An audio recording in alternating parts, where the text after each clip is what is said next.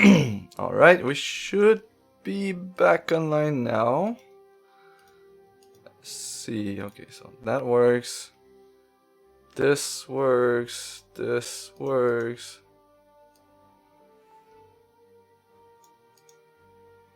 Okay. Alright. We're back alive. Are we? Always takes a minute to update the dashboard in Twitch. Directly to Twitch. No, that's not what I want to do. Refresh the page. Chat seems to be working. Anything else? Anything else? No, everything seems to be okay right now. Am I live? I seem to be live. Okay. So this should be, we should be live now. Just make sure that things work. Excellent, excellent. All right. So yeah, today we're going to do a lot of stuff. Many news still to review this week, and a lot of controversial topics as well. Got tons of stuff. We will be doing an in-depth review on the Warrior. We did not do it last week, but we'll certainly review every talent this week, alongside with Clerics, and then it's going to be free for all. You missed season 2 final. Well, it's just I figured it would be easier to track the episodes with the season being the ladder season. So technically there will be 8 episodes per season with this configuration. So just easy to follow through. Well, let's just hop on quickly in the arena. One thing I've been working, in fact, last night on stream is that when the Ranger comes out, and with Adventure Zone 2, I plan to start my first character as a Ranger.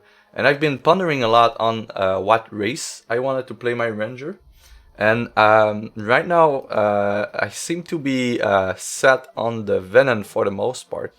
The two reasons is that, wow, Mom Card with 22 viewers, thank you very much. Bonjour à tous nos amis européens, bienvenue au stream. L'épisode de ce matin est en anglais par contre, mais n'hésitez pas à parler en français dans le chat, je vais vous répondre en français, il n'y a pas de problème. Sinon, on va faire une revue des nouvelles, une revue des talents du Cleric et du Warrior en profondeur, puis après ça, ben, ça va être probablement du Theory Crafting. Donc, si vous voulez rester, vous êtes les bienvenus. So, yeah, I'm pretty set on the Venom for now. There's two main reasons. The pet is unblockable, and that's arguably the best possible stat you can have on a pet. Maybe if it would be bigger, like a 2-1, that would be cool, but the fact that it's unblockable is just crazy good. And also, the Venom happens to have, in my opinion, the best set of racial traits of all the characters. The first one being that you will have one action in your hand at the start of the game will have -1 cost, and this is fairly significant. You could get a 1 cost, a 0 cost Arcane Focus, 1 cost Cloud Walk, 2 cost Kill. There's a tons of stuff that you want your hand to be with cost reduced, and since you're playing Venom, you're mainly in Sapphire and Blood, and Sapphire and Blood have the best combination of actions available with low cost and some early impact on the game. So being able to have these at -1 cost is very significant for every game. You're just more efficient with your resources, and this is very, very great. Here we're going to go with a Freezy Do on turn 3. No big deal. Could even have played the Arcane Focus, but yeah, just get there. Just talking a bit. So yeah, this is one, you know, the first trait is this one. The second trait is just insane for a hunter, is that in dungeons, if you won the previous fight, you get to start with 2 additional charges, and this is just crazy. If we're playing a hunter, that means that on turn 1 we can activate our pet, and on turn 2 we can use the champion power again to make it +1/+1. And if you have the pet training ferocity, you will be able to get a pet +2/+2. That essentially means that even at lower level, you will be able to attack with a 3/3 unlockable troop starting turn 2 in dungeons. So this is just crazy, and we're going to have a lot of great things to do with this talent, with the Ranger talent and the additional charges. Not to mention, there's a few things in the game that does synergize by, you know, activating champion power. So these could be fairly cool as well. There's tons of stuff to do with that. So, you know, additional charges at the start of the game is just crazy good with the Ranger. I cannot overstate this. You're likely going just to want to have 3 mercenaries that provide additional charges in one way or another, and you should be set. So here, attacking for a ton of damage, drawing a ton of card, and killing our opponent. So just like that. So that was the second racial power for villains, and the third one at level 15 is straight up 5% more gold. It's the best gold boost that we have between our races, and if you want to be farming gold, the +5% is significant. The humans get 3% and the necrotic gets 2%, but 5% is big. It's actually pretty big. So I'm really stoked for the Ranger. I think the Venom has all the racial traits for the Venons are great. The pet is insane. And we did not even see yet the race class combination. If they are any good, we're going to be in for a wild ride. Here I really want to get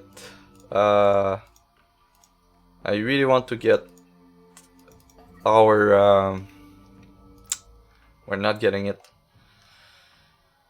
I really wanted to get our Cloud Walks, but that's okay. We drew a lot of cards. We're not in a bad spot. We have a Vampire King in the making. Fungus is just insanely good. And yeah, we're in a nice spot. So yeah, my thought process ended up on the Venom for the first character. Ooh. That's spicy. And once I've set on Venom, I already had a budget blood list for level 2 Ranger that was pretty good. Yesterday worked a bit on stream to try and see if we can improve it and create a competitive version with no restriction on the value of the card. And I ended up going with Cloudwalk with the legendary equipment. It's just when you're not restricting yourself with a budget build, there's tons of very, very strong stuff that you can play on turn 2 or 3 that are just insane. Like Argus, for instance. That's pretty insane playing this on turn 2 or 3. We're going to play the Vamp King, attack with everything, and if we hit, we get Hunaz. Yeah, turn 3 Argus, turn 4 Vampire King and Hunaz. All right, no problem. Casual turn 4 here. Just attack for the win. And this is what I'm testing right now. This is the first build of the competitive version of level 2 Ranger. And keep in mind that right now I do not have Ranger champion power at all. And I'm still doing great. So when I get a Ranger power, we're just going to be in a better spot. So let's just go first here. Oh, maybe, yeah, we're going to do that until 8. we've got a Cloud Walk, a Tree Drop. That's not the best, but if we would be playing a Ranger right now, we know for a fact that turn 2 we're going to have our Spiderling, and then turn 3 we can start attacking with it. So this end would be very, very good. And this is likely what will happen. The changes that I'll be doing while playing my first run and then Ranger with this list is to change things around, because right now I run a lot of 1-drops, but since we're playing Ranger, we don't really need 1-drops that much, unless they're doing something great for us, like the Seer who's trying a card that's pretty relevant. But for the rest, it's not that great, right? So definitely for the other ones right now I'm running Killblades, because they're pretty great level 1 to block things. But for the most part, I think I just remove them for actions like draw action maybe. Anything that I can get my hands on that costs 1 or 2 that draws a card will likely be better. Or even get us a charge, so Crackling Wit would likely need to be part of the equation here. Empress of Ice is nice in this configuration since it can remove a blocker early in the game, so that our Cloud Walk would go through. And Cloud Walk drawing a card is just stupid strong. I mean, we're casually going to turn for Eternal Guardian here. We even have enough cards to do something else. I should have played Change Course just before hitting with the troop here, just to see if we would have had something better than an Eternal Guardian to put on turn 4, as weird as it seems. I really like the Zedus. Oh wow, that's well, actually we're not taking any damage right now, so yeah, sure. Do your worst. That's a lot of flight blockers. That is a lot of flight blockers. Just going to remove one. Oh no. Alright, that's a lot less flight blockers. Let's change course. Really want the Sapphire Thresholds at this point. I guess I'm just going to kill one of the BT Bolt. Yeah. Just to make sure that our Guardian doesn't gets killed. But alright, so one flight blocker. We still have an Eternal Guardian, and the game should be fairly easy from this point. Just going to put Killblade, and we get our 4th Sapphire Threshold. This works fine. We've got Kill in the pocket, and yeah, this seems to be good. Hey, Kumalissus, how are you doing this morning, sir? Welcome to the stream.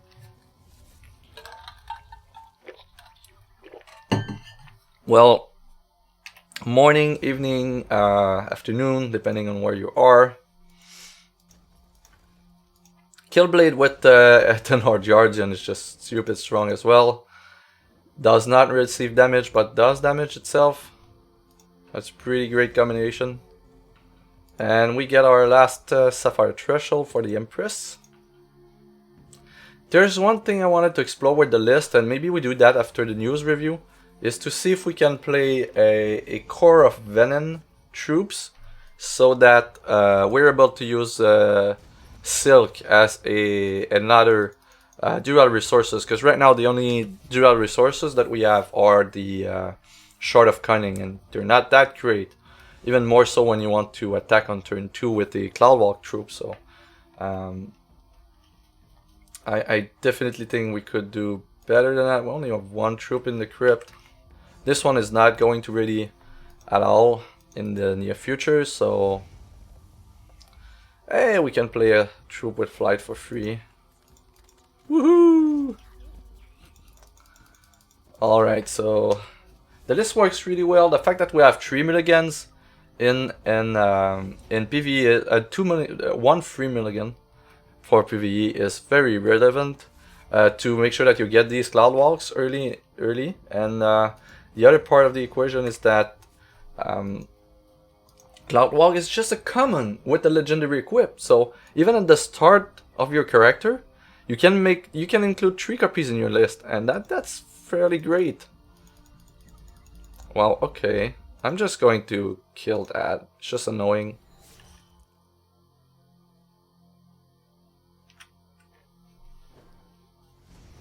Alright, so yeah, it's just... You can have 3 in your deck right from the gate. The best possible Cloudwalk configuration is with Ruby. But the Blood one, you know, having Blood is a lot less... it's a bit less explosive. Like, you're not going to play 3 flight troops in the same turn. You're just going to play 1 or 2, 1 additional a turn. But if there are big ones, like in Wild, we have some pretty nasty stuff that has flying. This is a mulligan.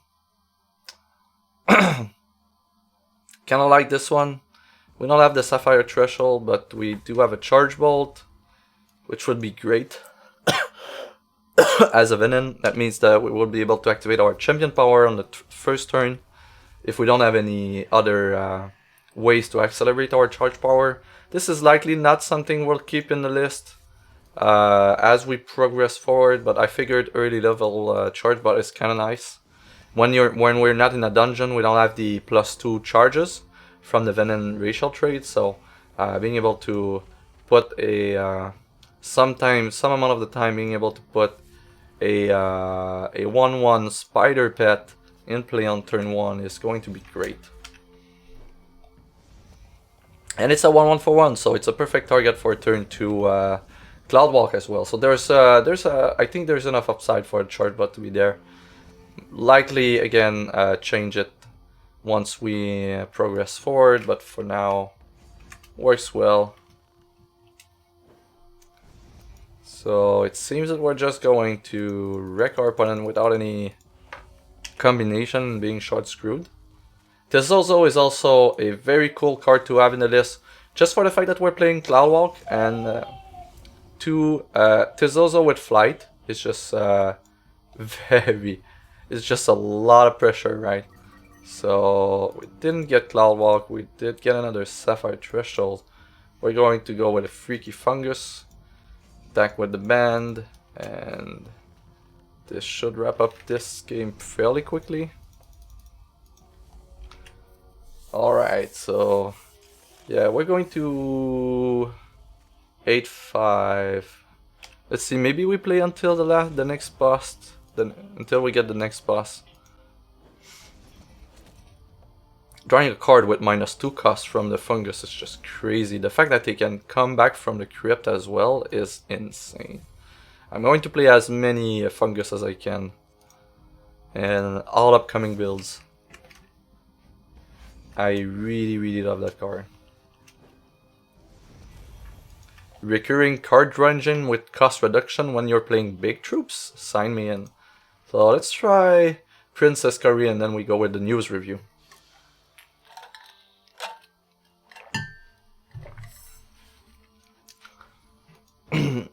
So what have you guys been up to last week? Did you play a lot? Did you play a lot of ladder? Are you banking your playtime for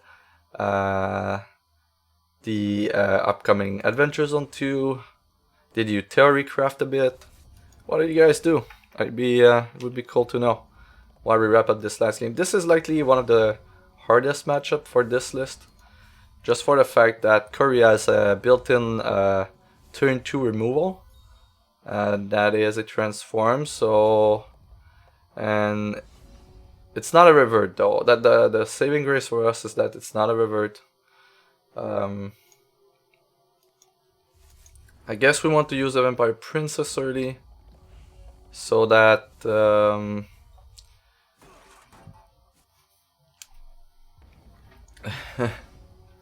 yeah.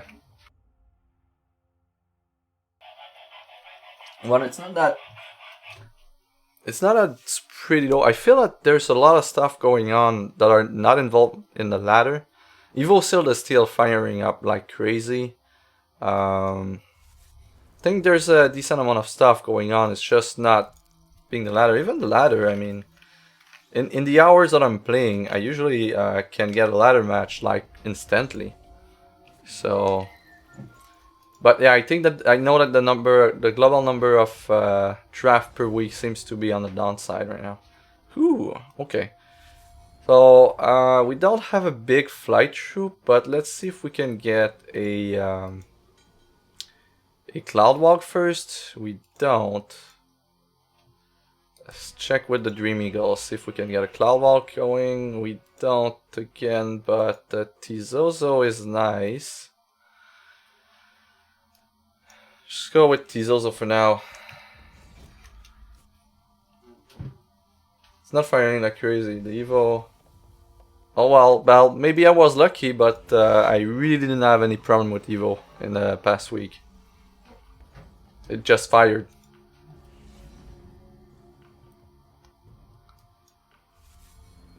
So here we just can play Zidu at that point, which is not necessarily a bad thing.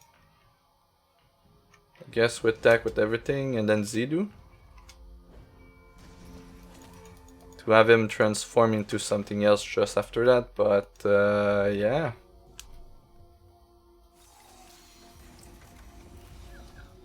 I'm first on the ladder playing roughly 1 or 2 Evos a day. Says all last season I was playing 4 or 5. Wow, okay. Yeah, definitely a trend down. We have 2, we have 1? Oh yeah, it's not going to the crypt. Let's just draw some card. The fact that we have access to kill with a list like that is pretty great. Alright, 3 card, we've got a change course. Huh.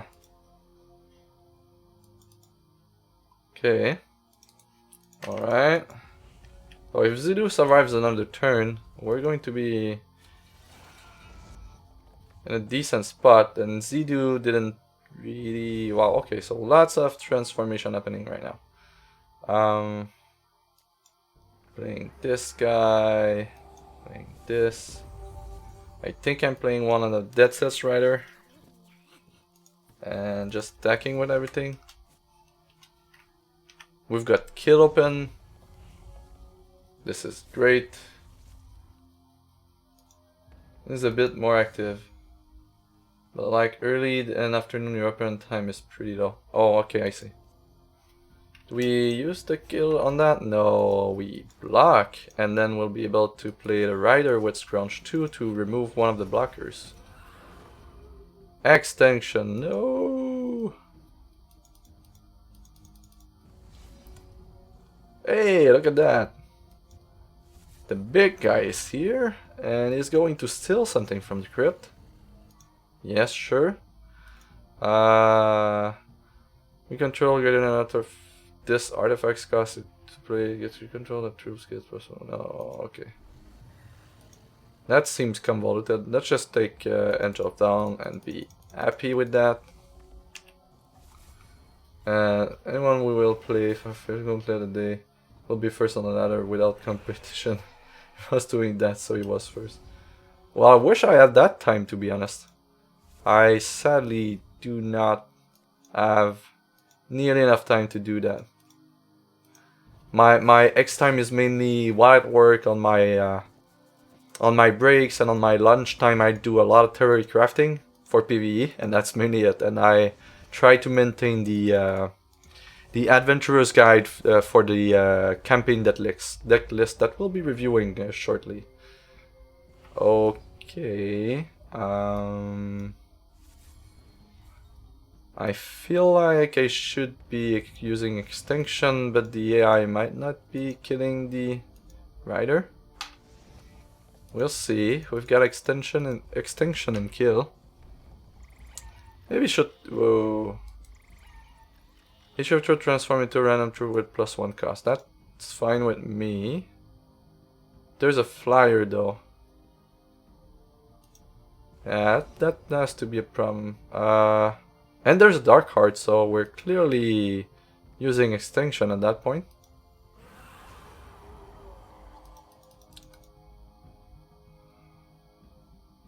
And yeah, hoping to draw something. So we're definitely not in a bad spot, but we're not winning by a ton right now. There's no prophecy trigger on the kill. And yeah, we're going to be able to fizz. Stop. Oh, come on, Eternal Guardian, really? And here are the Cloud Walks. Wow, there was a lot of trigger on this guy. Let's just go with Milky. And I'm gonna attack with him, right? If he blocks, I'll be happy. We're going to... yeah, he's not blocking. And he's preventing damage, so we can't play free troops. Eternal Guardian is a pain in the ass right now.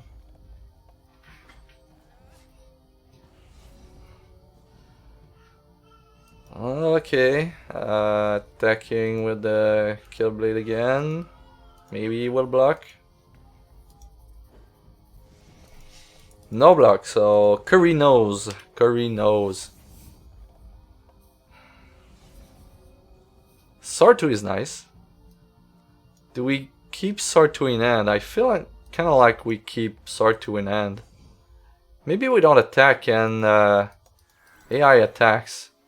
Okay, so this is going to be wild. We've got a Barbed Rampart, Flight Defensive for 1. This one is when an opposing champion plays an action if it's tunneled. 5/5. We will be able to play Sword 2 next, but in the process we're going to take a ton of damage. At the start of your turn, sacrifice a card and draw a card. Okay. Sure. Oh, he played that in my combat phase. Alright, we're definitely playing Sword 2 now. And we've got a kill. So there's that.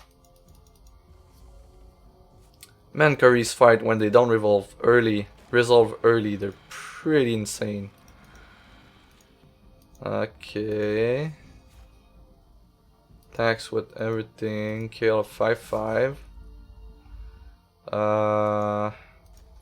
Block 4 damage. 3 damage there and take the rest.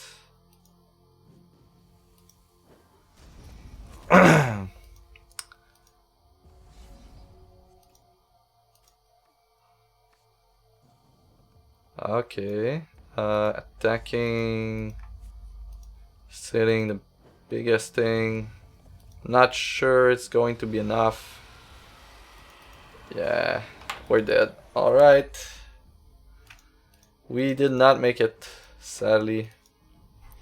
But that's okay. We're going to go on with news now.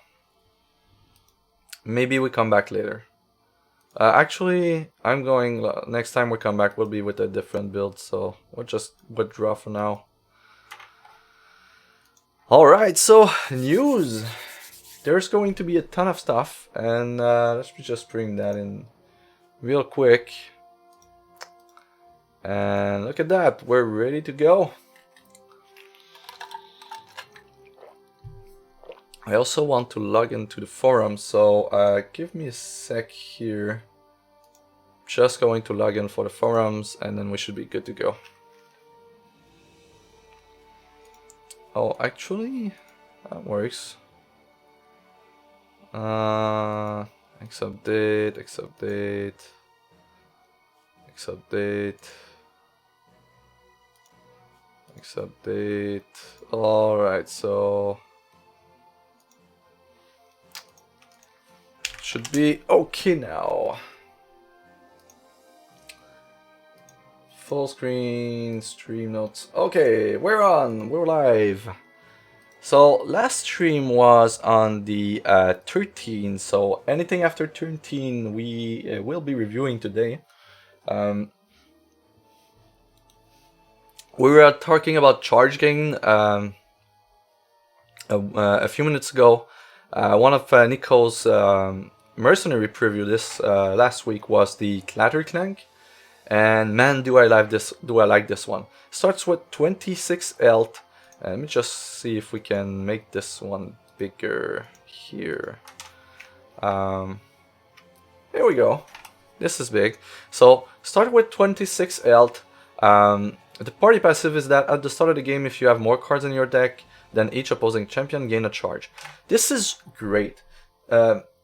It appears like we would need to build a 61, 62, 63 cards deck, but for the most part, if we're fighting against opponent with 60 cards, we don't even need to put more than 60 cards in our deck. There's a ton of talents that create cards and put them into our deck for a lot of classes. For all classes, in fact, there's talents that create cards and put them into our deck. In Cleric, there's at least one that is extremely good that you nearly always want to pick. Rangers, we do have a few. We don't know if they'll be good enough yet, but we do have the for Ranger the constant that makes you draw a card when you play a shard. So you're at 61 with just that. With the Warrior, there's the War Machine, and I think there's another one. So there's going to be Mage can start with 62 with the sprites. So it's going to be fairly easy to be above 60. The question is that will we be fighting on average decks with 64, 65 cards from the AI? If that's the case, then we might want to up our deck count to maybe 62, 63, 65, but maybe adding like a few copies of one more card in deck and adjust the resource base according to that. But for the most part, I think this is pretty great. This is one of the strongest party passive we have. In Adventure Zone, gaining a charge at the start of the game is just insane. The champion powers, the character powers are just, and they are a notch above what we have in PvP because of the race class combinations for the most part. And they're very, very strong. They're wrapping up games. The Warrior Dwarf that negates, replenishment of resources from your opponent is insane if you have changed additional charges. Like you use it like 2 or 3 times, 1 or 2 times in a row, and you're just denying turns to your opponent, so that's just crazy good.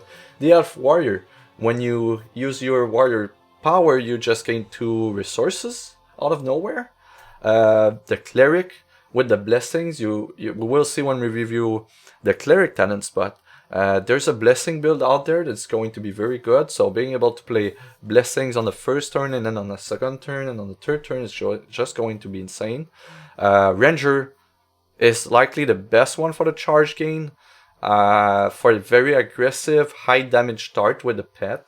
So being able to more or less guarantee that you will have the additional charge every game is very, very strong. It's one of the strongest.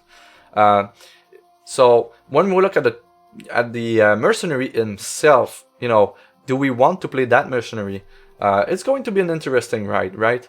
If we look at the charge power, it's one's robot's trash, so 5 charges, put a random non-resource card from your deck into your hand, it gets cost 0.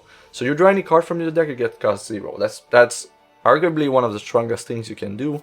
So pretty good on turn 5. You're drawing a card, you play for 0. If you have a lot of big hitters, you're going to be in for quite a ride.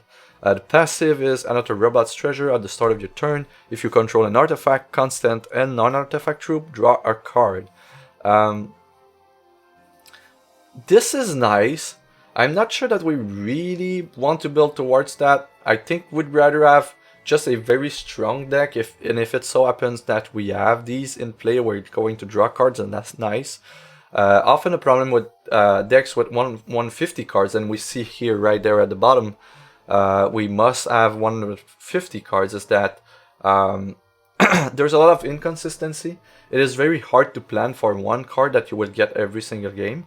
So, in order to achieve the artifact constants and non-artifact troop, non-artifact troop is kind of easy to go. You will likely have a ton, but the constant and artifact, you kind of need to work for it.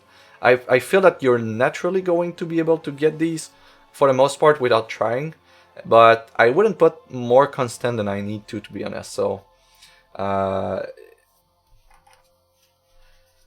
cost 0, that's true. Cost 0, yeah, that's a fairly good point here. Wing Spear, that it's cost 0.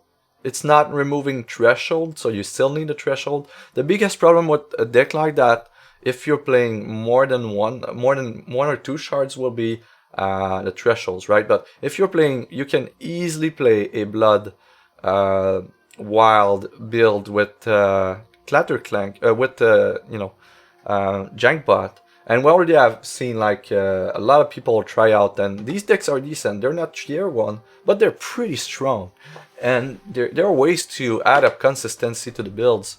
So I wouldn't be surprised to see a blood, straight up blood wild Jankbot with this guy. And that would be fairly strong, and I'm pretty sure we'll be able to win mercenary challenges with that. The upgraded text is when an opposing champion uses a charge power, gain a charge. So again, very cool when you can draw cards for 0. So anything that boosts charges is great. But really, I just build a strong Jankbot deck. My first instinct would be to go with 4 Ethereal Healer, just to add more consistency. If you can just have these at the start of the game, that's nice. Go with a health gain scheme in there. So maybe Diamond Wild with some ramp. Would be my best guess. There's a lot of life drain in there. We have a decent amount of life to start with. But yeah, there's tons of fun stuff to do with Clank.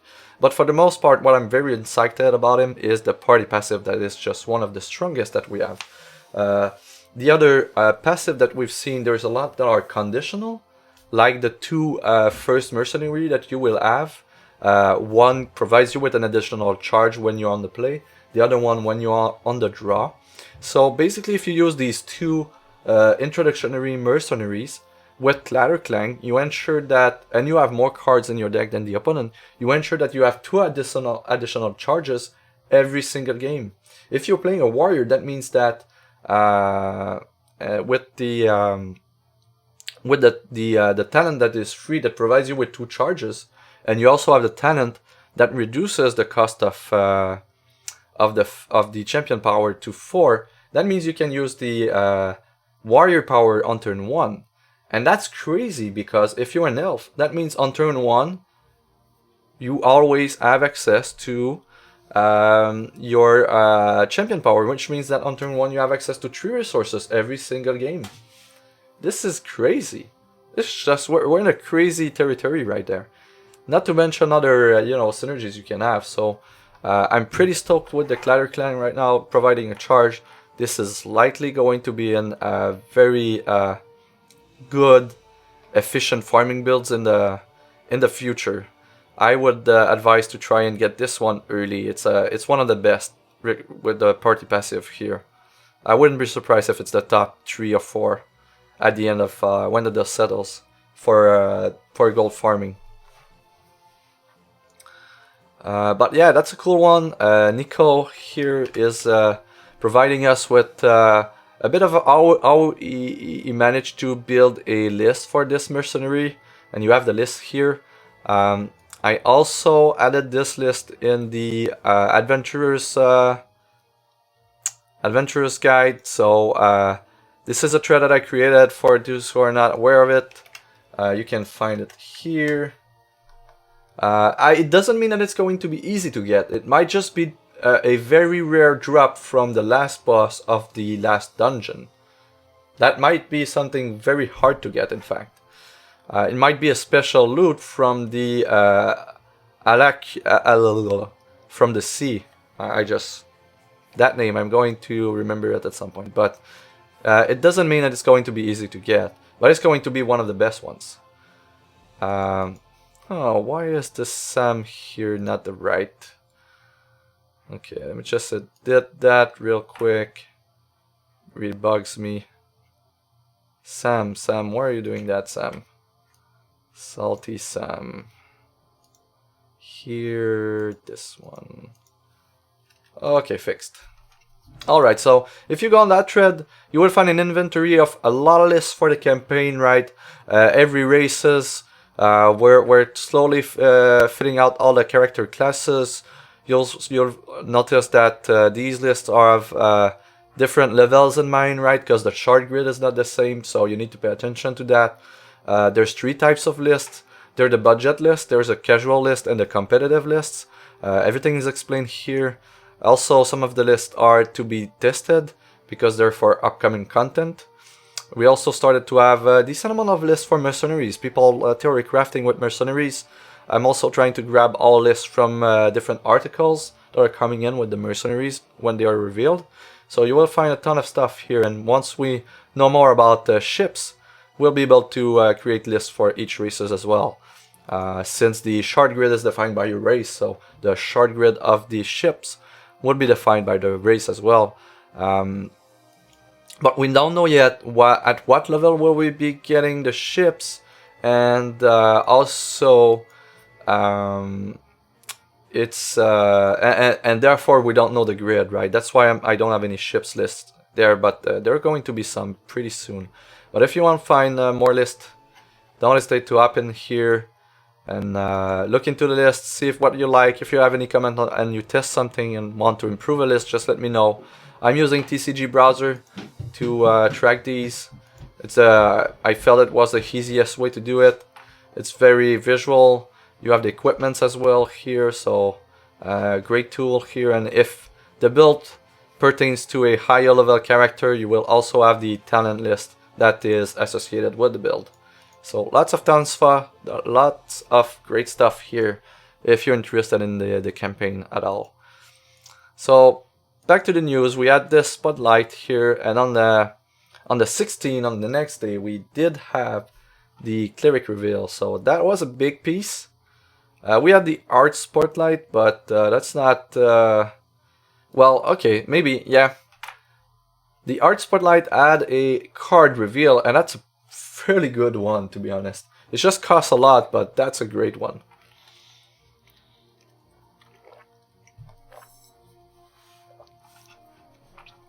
A junk, a mercenary with junk in its name, being lootable in the Null dungeon, the scrapyard, does seems like a match made in heaven, right?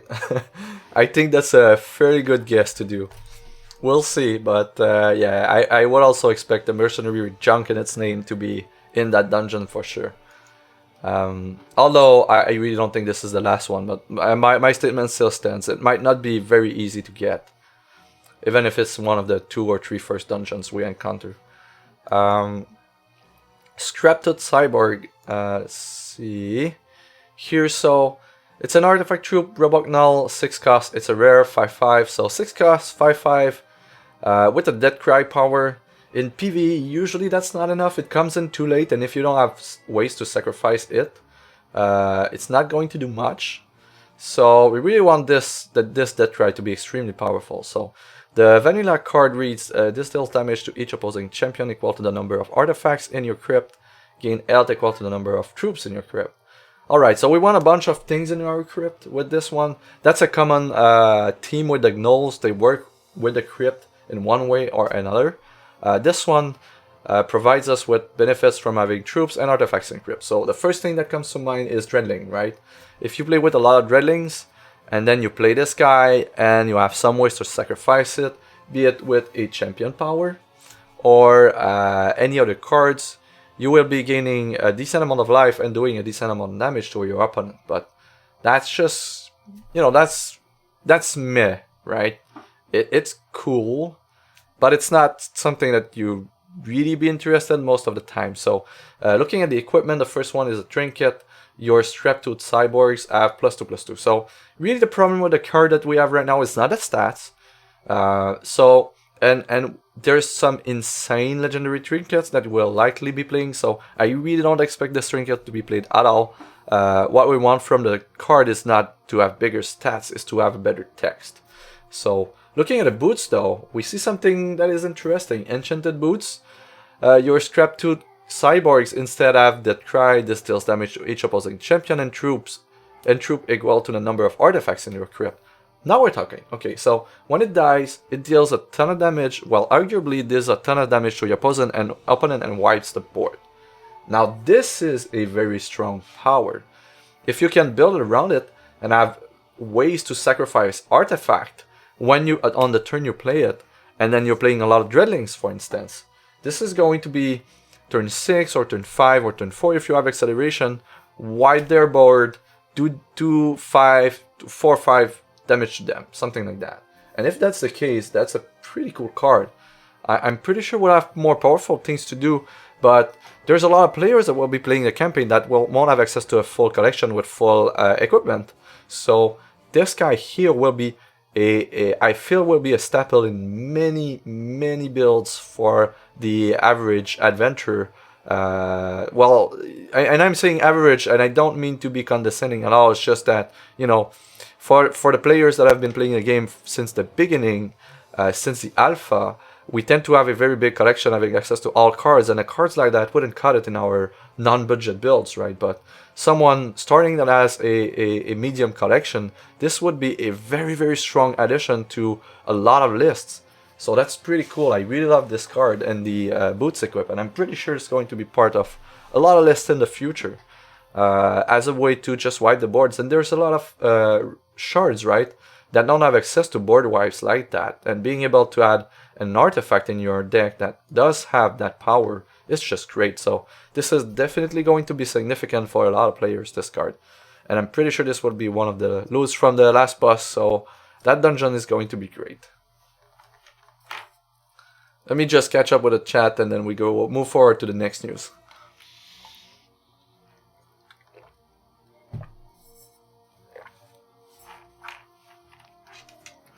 Yeah, I really do hope that they put rare encounters in the campaign. It's going to be so cool if they do.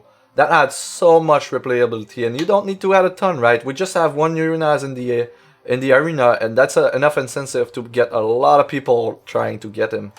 So I'm 100% for having random encounters in the campaign.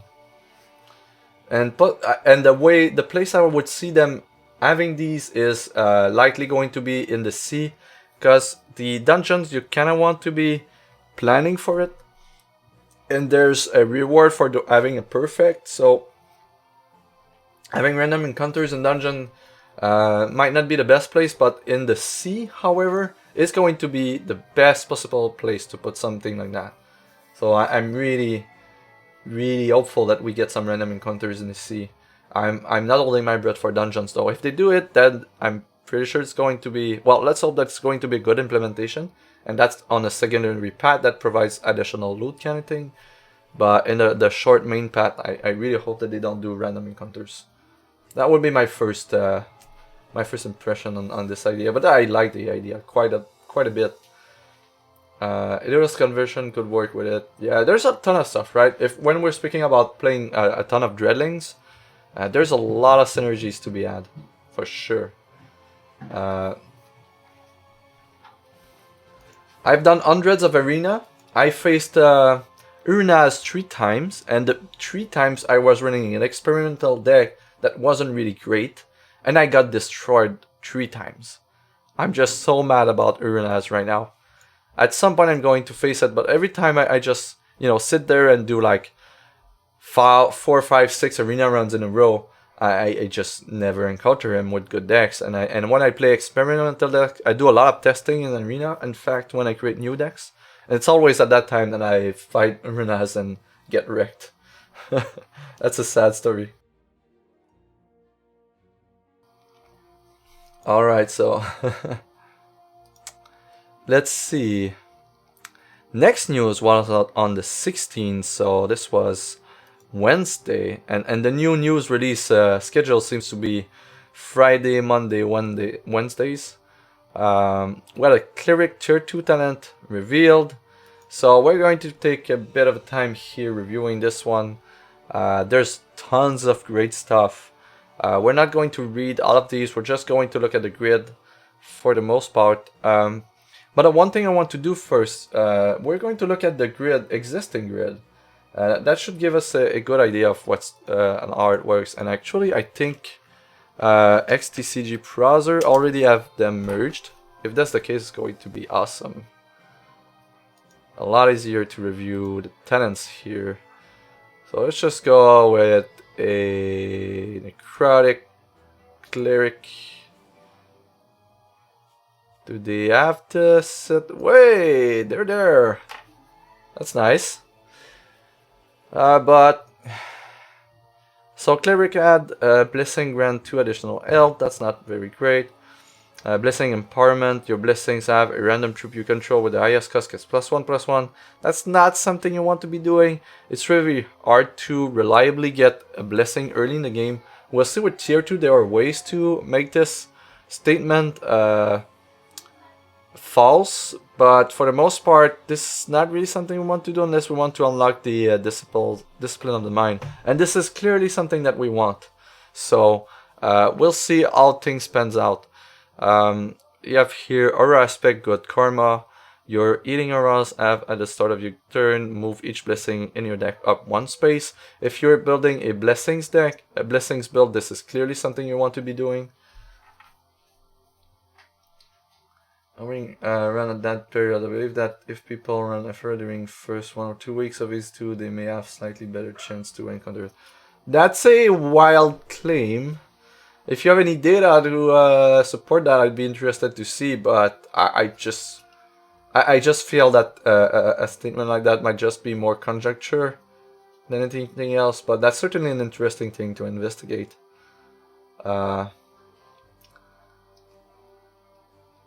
if we, I think if we rely on past news, the release dates have been advertised on the Monday's updates a lot. So maybe tomorrow we'll get some nice updates.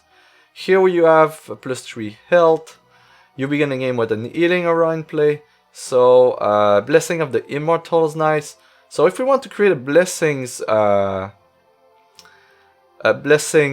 build, we're clearly going to have to go with Enen's Life and this guy to go get Disciple of the Mind. You also take Blessings of the Immortal, but then you really kind of want to have this one as well.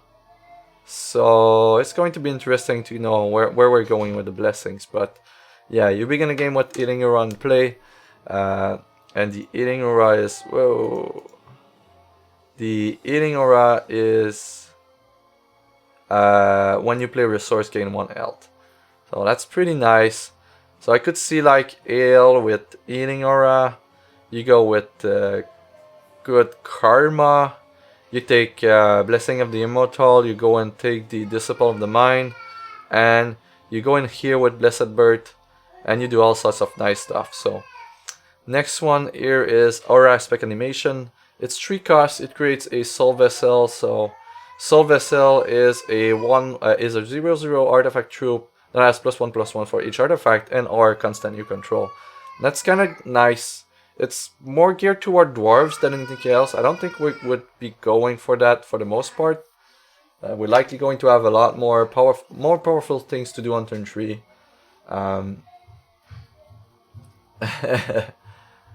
But that's nice, right? The next one here would be +3 health. That's not insane. +1 dungeon lives and 2 starting health. It's going to change, in fact. It's going to be actually. Let's try to see. Where's that news? What is it going to be? It was key word and chain. Criticals of Entrad is coming. So that would be on this page. Was this one. Alright, so Cleric, Talent, Fortitude, Dungeon. Troops you control have +1 defense during dungeon boss encounter, +2 starting health. So, I guess, yeah, that's still not something I don't think I'd be wanting. Clerics that begins the game in your deck gets life drain. This is very, very strong. Divine Altar is also very, very strong in your deck. 2 Divine Altar, so that's great. Monument of Fate provides steadfast to all troop. That's nice, but it's not necessary. And Fate in Our Leader, your Monument of Fate, while you have 25 or more health, when you draw troop, +1 defense. That's just not something. I think that's not powerful enough for 4 talents point. That's something I really want to go for. Hey, Crusader Uggle, thank you for the follow, appreciate it. Welcome to the team. Hope you're enjoying your episode right now.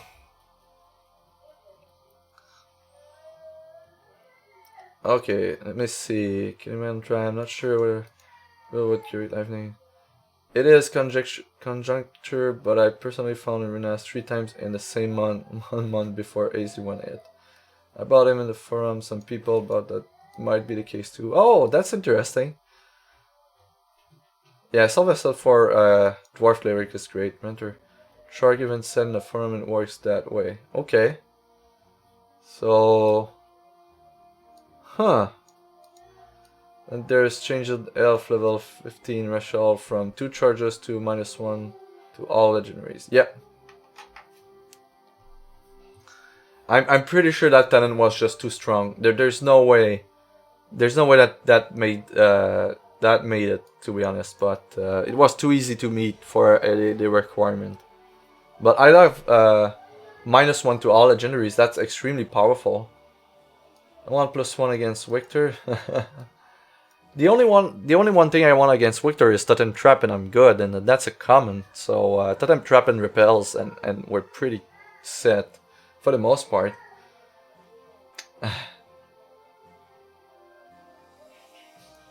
So yeah, but that's great, right? So here we're going to have we have these talents, right? The most powerful ones are clearly like you're going for blessings are going up a space every turn. So if you want to build a blessing centric build, you clearly want your blessings to go up in your deck every turn, right?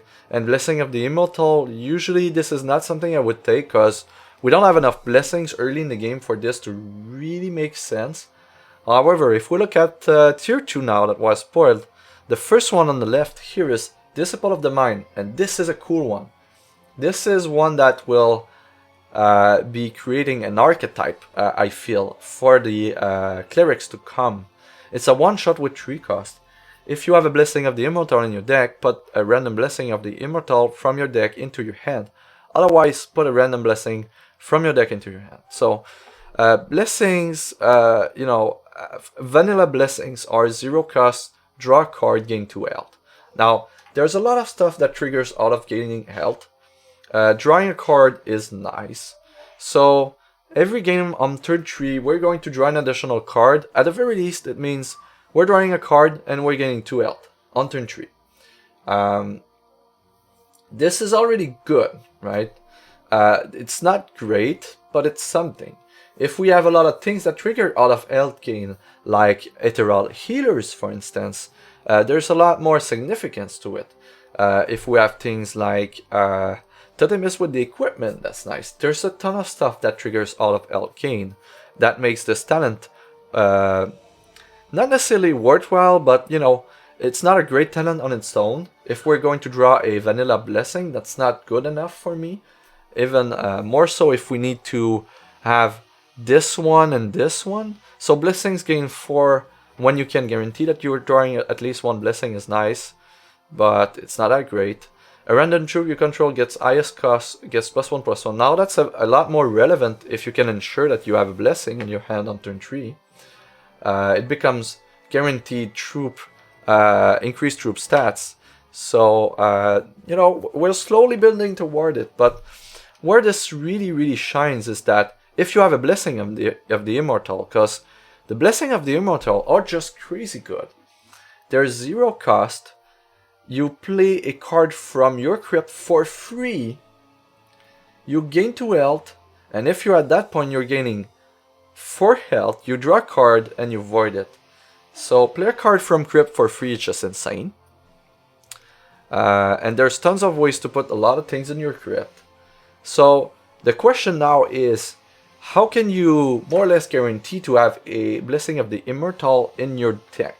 Well, the one way to have Blessing of the Immortal is 10% on each blessings you create. So obviously we want a lot of charge for charge power. Races that provides us with additional charges, like a Venom, for instance. So turn 1 you use your your champion power, so you create 2 blessings. On turn 2 you can use it again if you have a lot of charge, and maybe even on turn 3 if you're playing a lot of mercs that provides additional charges. So that's not a far-fetched scenario here to use your champion power for the first 3 turns. But we're talking about 6 blessings, right? That's not a lot of blessings. And we have 10% chance, so if we want to activate Discipline of the Mind on turn 3 or 4 or 5, and have a decent shot of having a Blessing of the Immortals in our deck, we need a lot more than just 6, right? We need 10, 12, something like that. So this is where things become very, very interesting with the next talent. So we see the next one on the right is Child of the Right Hand. At the start of the game, draw a card for each blessing in your hand. Huh. That alludes for something, right? Because we cannot start with blessing in our deck because we need to use our champion power to put blessings in the deck. So surely there are ways to put blessings in our deck, and here it is. This one is going to be a key talent here. So Blessed Bird. Before the start of the game, create 4 blessings and put them into your deck. Then, if you have 100 or more cards in your deck, create 4 additional blessings and put them into your deck. So, the way it works, and it's very specifically worded, we've got confirmation on the forums that it works like that. So, if you start the game with, say, first scenario, you have 60 cards in your deck. You're going to start with 4 blessings in your deck. 4 blessings on 60 cards, so that's let's just look at the math here real quick.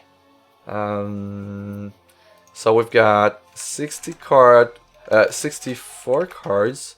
We've got 4 blessings in the list. We've got a starting hand of 7 for the most part, and we want 1 success. So what's the percentage point? So 37% to have a blessing in your starting hand. So it's not that great. It's not that great when we have only 60 cards, so this might not be where you want to use it. So when we had 100 cards, we're looking at 8 blessings in our starting deck. And the way it's worded is that if you have 96 cards in your deck, the talent is going to, at the start of the game, put 4 blessings into your deck. Then, if you have 100 cards, 4 more. So if you have 96 cards, it will put 4, make your deck 100 cards, and then add 4 more. So the math becomes, we're going to have 100 cards in our deck, and we're going to have 8 blessings, starting out of 7 with 1 success. We want to have at least 1 blessing in our hand. And now we're at 45. 45% is close to once every 2 games.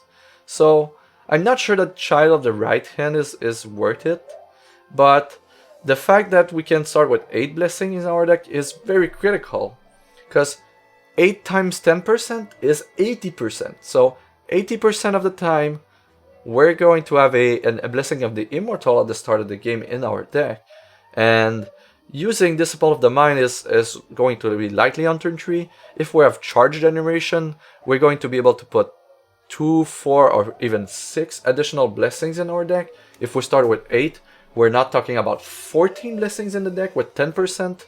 So that's just going to be... Oh, that's true. It's going to be 104. You're right. That doesn't work. So 104 is 43%. So we lose 1.8 something percent. So, but yeah, this is still 40. But yeah, where I was going with that is that with Blessed Bird and a lot of charge generation, you can more or less guarantee that Disciple of the Mind should find Blessings of the Immortal a very, very significant amount of the time, right? We're talking about 9 times out of 10 kind of thing. No, you don't have 108 cards because you're starting with 96. And the first 4 brings you to 100, and then the next 4 brings you to 104. you can, well, you very well can start with 100, but if you want to get the minimal number of cards to make this work, you go with 96. And maybe even 95, right? Because you might use the, you might just be using the, you might just be using the, where is it? The Divine Altar in your deck, so that's one additional card at the start of the game. And if you have 100 card, you have 2. So there's going to be a best, you know, a best number of cards to use all these talents in combination. But I'm just using this example with 96 because that's an easy one. It might just be like 94, 93, depending on the other talents that you get. But for the most part, just below 100, and then you get blessings and you get 100, and then you get 4 more blessings. And you use a lot of charge generation power, and then you're in a space where starting turn 3, you more or less guarantee that you have a Blessing of the Immortal in your hand. Now, that is something very significant. If you can guarantee that you have a Blessing of the Immortals in your hand early in the game, now the questions become, what can you put in your crypt very early that is going to be very powerful so that you can play it for free from the crypt, alongside gaining 4 health and drawing a card.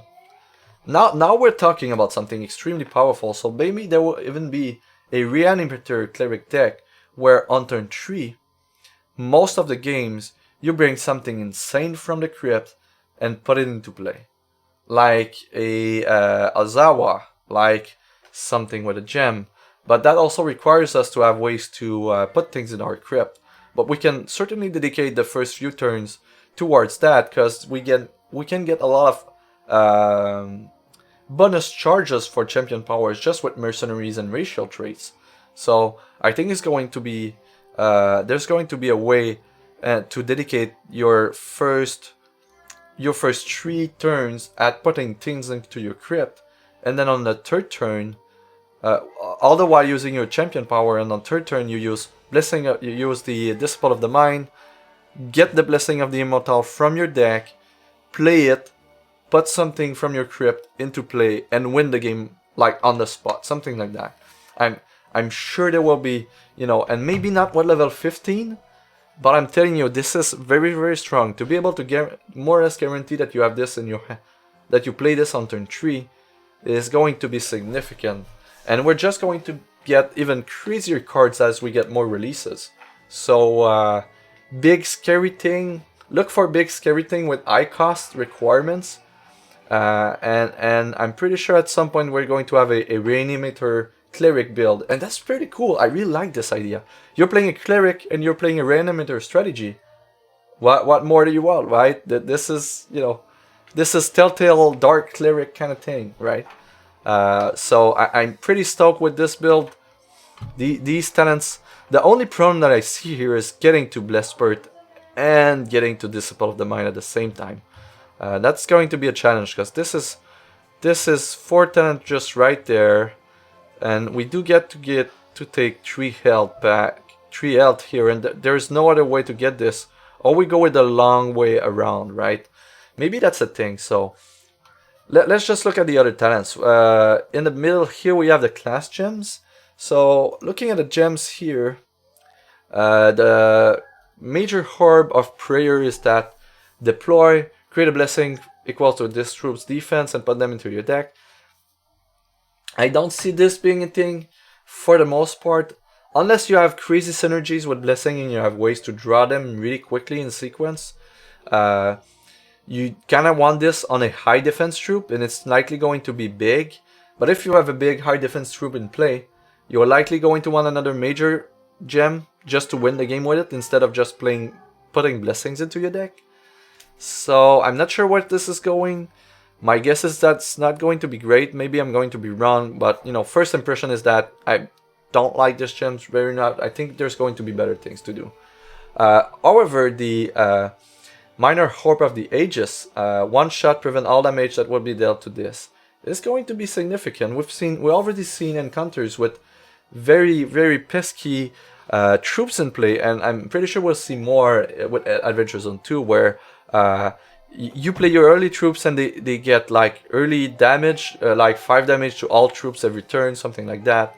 So using this on a Hierophant, for instance, could be very cool. And keep in mind, Hierophant is a cleric as well.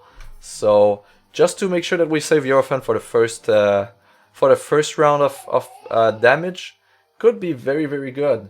Like there's a lot of ways I can see this being significant on early troops. And we do have 2 drops like Predatory Defender as a major gem, but you could put this as a minor, use the equipment on it that makes him do 2 damage and draw a card, and all of a sudden this is kind of nice, right? It's not 100% synergy there because you kind of want this one to die, but I mean, there's going to be stuff to be done with this gem. This gem I feel is powerful. It's a one-shot, doesn't cost you anything, doesn't have any threshold requirement.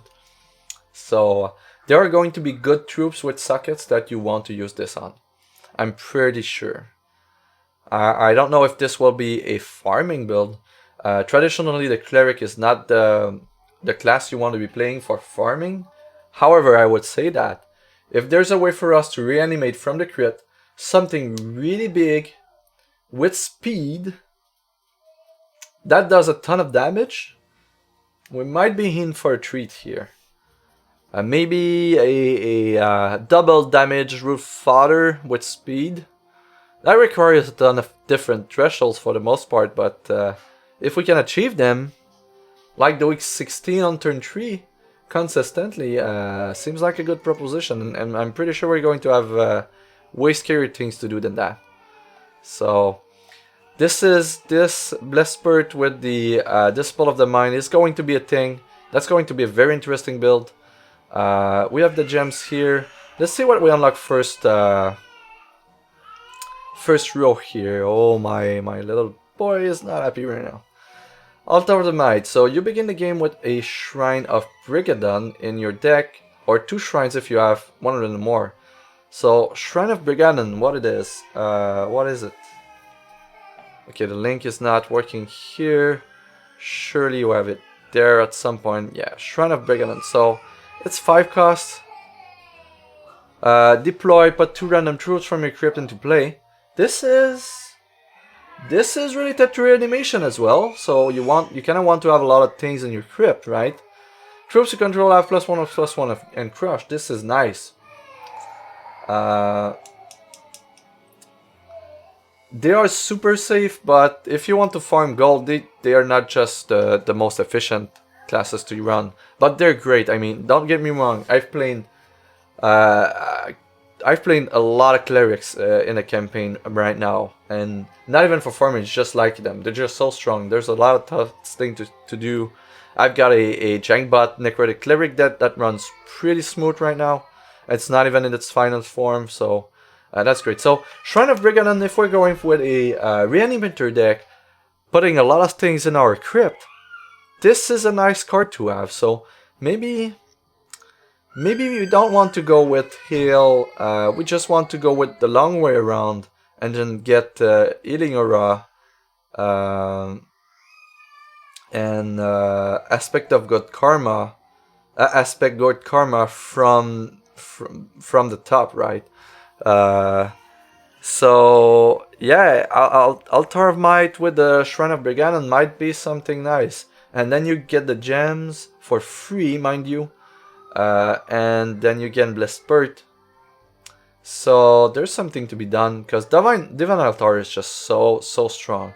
Imagine playing Divine Altar on turn 2, and then tutoring for the Blessing of the Immortal and getting to play 2 of them on the turn 3. Now we're talking about busting a lot of things, right?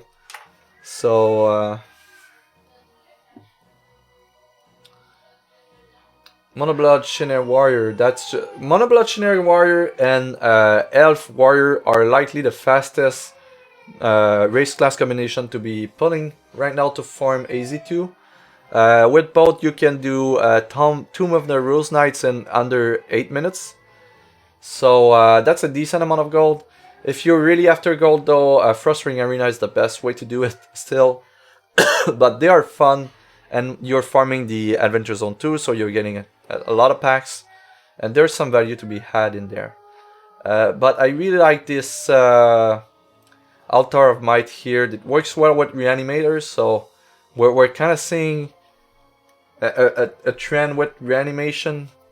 Diligent Studies. When you draw a card, move each card with the same name as that card in your deck up 1 space. I don't remember if we had confirmation if this talent also affects resources, because technically there are cards. If this is affecting resources, stay the hell away from it. You really don't want to play this. It means that you're going to be flooded most games. My best guess is that this is not going to affect resources. That would just be a bad talent that no one ever gets. So I hope they did not do the error of making this affect resources. So I'm just going to run out of the assumption right now that this is not affecting resources. When you play a card, move each card with the same name as that card in your deck up 1 space. Blessings, Arcane Focus, anything that put things in the crypt. Like, you just want to play as many as you can. So I kind of like Diligent Studies if it's not affecting resources. I think it's strong.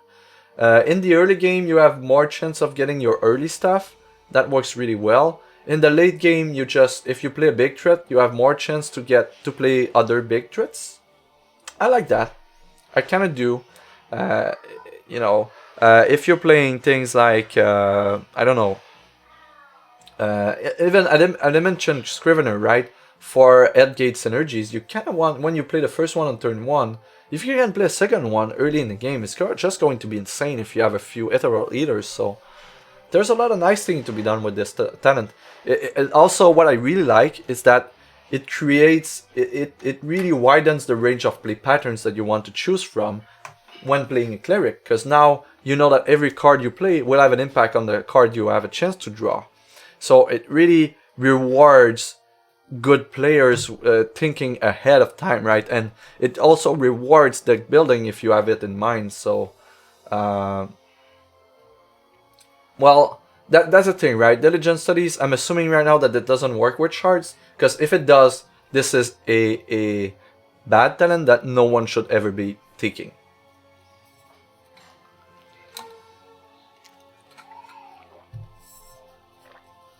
Seems like a do nothing talent as you play a 1 cost, then a 2 cost, and you just did nothing. It really depends. What I'm saying is that it will reward smart deck building, and there's a lot of situations where this is great. And you know, let's not kid ourselves. You're not necessarily going to unlock everything to get this one, but if you get this one while getting something else, I feel it's going to be decent. That's what I meant. And you know, blessings, if you play a blessing, you get it on top.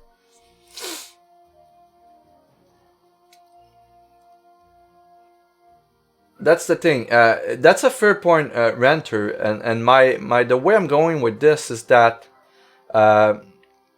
you might not want to get 3 or 4 costs in your hand, because, for instance, you're playing a Reanimator and the big troops with high cost, you just want to get them into your hand. You want to get them in your crypt, kind of thing.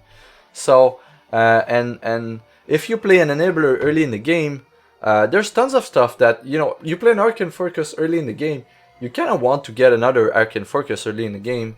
It doesn't hurt, right? This talent will be bad if you just want to curve out, as you mentioned. Like, you want to play a 1-drop, a 2-drop, a 3-drop, a 4-drop on these turns. However, if you're going for more of a combo-oriented deck, you're going to be playing a lot of selection early game, and having more selection is kind of nice in that sense. It enables you to find the things that you want to find, maybe a bit earlier. So that's what I meant. I love this talent, and Escalation is another very great example. When you play the first Escalation cards, depending on the way the trigger works, you know, at the very least the other copies will move forward. So this is going to enable combo decks, basically. The cards that you don't want to play early, they're just going to stay at the bottom of your library for the most part, and then the other ones that enable selection and everything will go up. So there's a few scenarios where this is an enabler for a good strategy. For the most part, this is not something you want to be using it blindly, as Renter mentions. If you just want to curve out, this is not a good talent to use, even if it's not affecting resources. But this is what I meant, where I really, really, really love this talent, because it just promotes smart deck building and smart plays, and this is a great one. This is a very subtle talent. There's a lot of implication to it, and smart deck builders and players are going to use this one to great effect. And a lot of people will just use that talent in their list, and it's not going to be great. But that's a cool talent nonetheless. I like the design. I like when they do things like that. The other one on the list, to wrap up the first line, is loyal to our leader. Your Monument of Fate have when you draw a troop. If you have 35 or more health, that troop gains 1 attack. 1 attack on every troop you draw is kind of nice. Now, we want to have 35 or more health as early as possible. But thinking about all the cards that we have right now and the talent combination, and some races that have additional health, like an elf, for instance, that they have +6, I believe.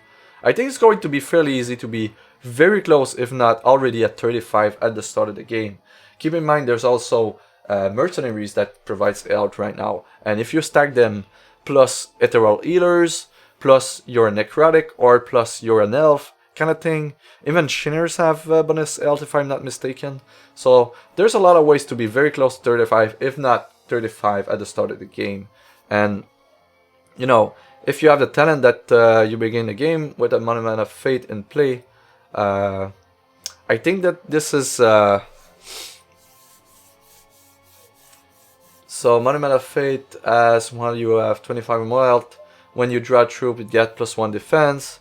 Here it has +1 attack, so overall your troops when you draw them have +1/+1. This is nice. This is not game breaking. That requires a whopping 6 talents though to pull off. I really don't think it's going to be a thing, a very efficient thing to do, but that's a cool one. And that's a nice, you know, that's a nice minigame to try to build a deck with that.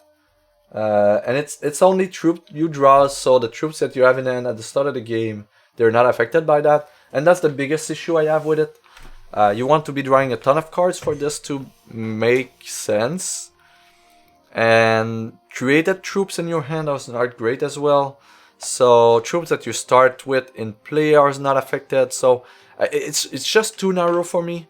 I really don't feel like we're going to go there for the, you know, insane, very efficient cleric builds. But that's a fun one to try. I really feel it's just a fun one though. Maybe someone will break it, but yeah, that's a very heavy investment.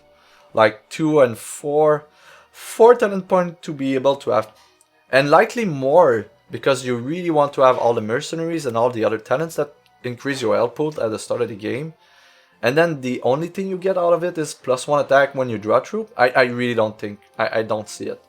I think this is a waste of talent points for the most part. It's a fun thing to do, and maybe at some point we get cards or powers or mercenaries that triggers off of modified troops. That could be a thing, right? But yeah, I'm not impressed, but that's a cool one though. So coming into row 2, we have the Chosen One.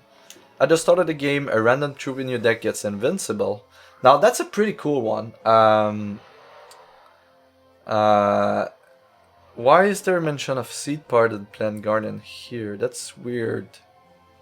Okay. Do we have any mention of that in the primer? No, okay, that's just a bug from the TCG browser. Where do we go from there? I mean, that's a very interesting one, because you do have, and yes, Pathfinder comes to mind as the first one, right? If you don't have a lot of troops, meaning only one in your deck, and you have a way to get it in your hand every single game, that becomes very, very good.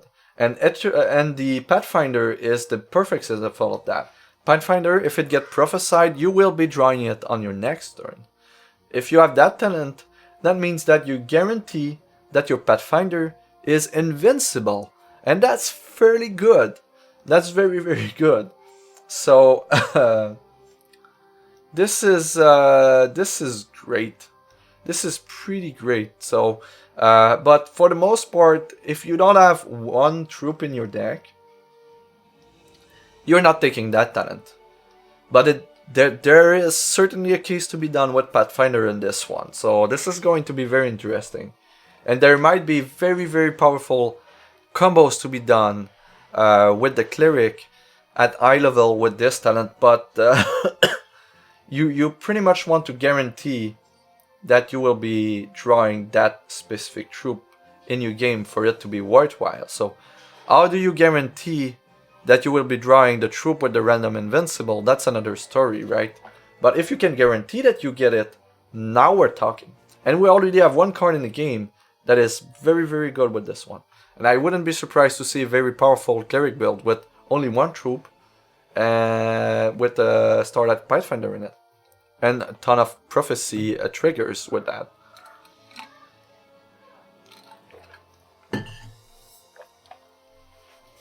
Also, no, that doesn't work. But yeah, that's going to be a fun talent to work with. There's going to be a powerful interaction at some point in the future for that. We might not have the right cards right now. We might not even have them with Adventure Zone 2, but at some point there's going to be a Cleric build with only one troop in it, and it's going to be awesome because of that talent, I'm pretty sure. Next one, ample supplies.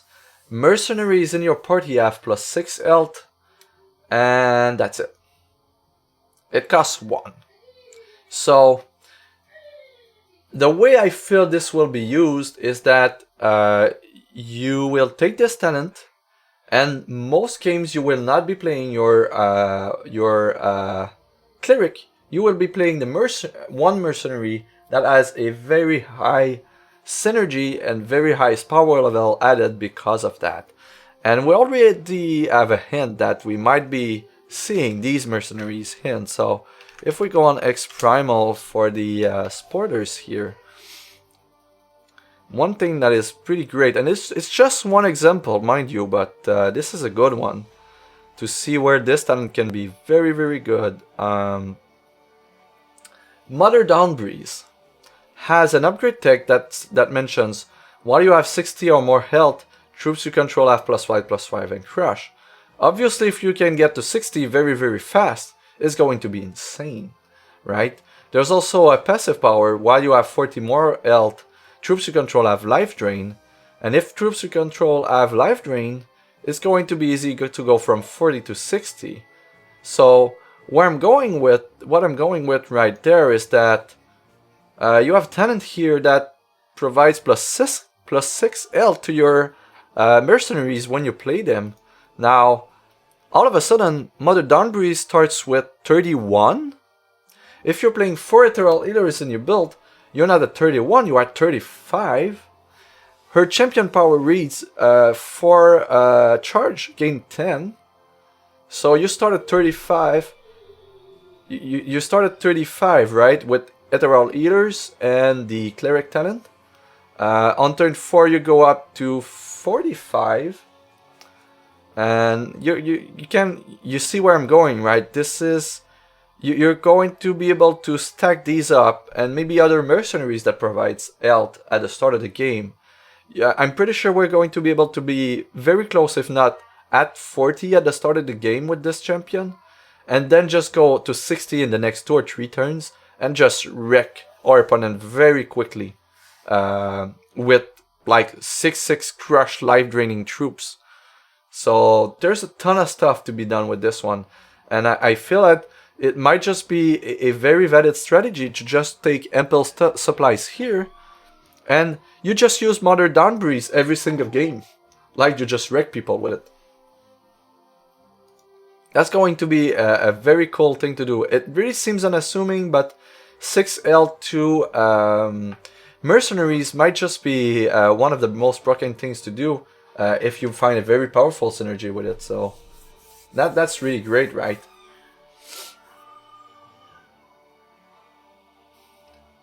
It's better than present, and I think, yeah, this is really unassuming, right? Plus 6 L to a mercenary, but we already have one. That is really great with it. And the vampire mercenary is also great with additional L at the start of the game. So there's a decent amount of stuff I feel it will be able to use with that.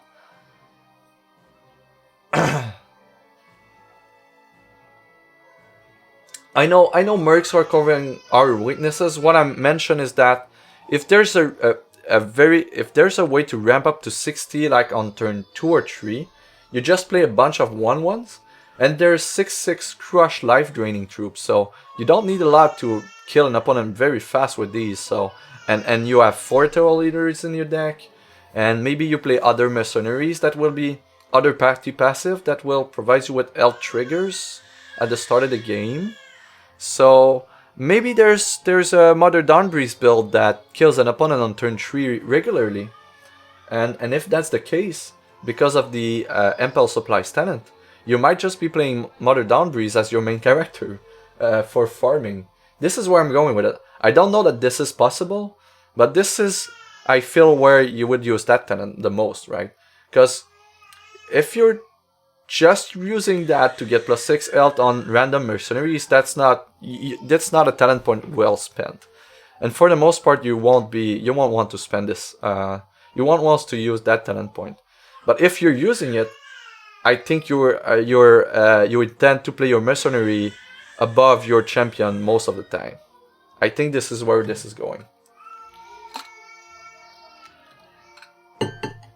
Dangler King with more than 9 health. That's also great. Actually, if you just want to upgrade your mercenaries, being able to have a power that add L to mercenaries that are a lot harder to unlock, that might be a thing, right? You might have a cleric build just to be able to unlock and upgrade mercenaries, for instance. Yeah, that could be a thing. So guys, I'm going to take a minute here. I'm just going to be refilling my bottle here, and I'm going to change because it's really hot here. I'm just going to put on a t-shirt, so I'll be back in a minute.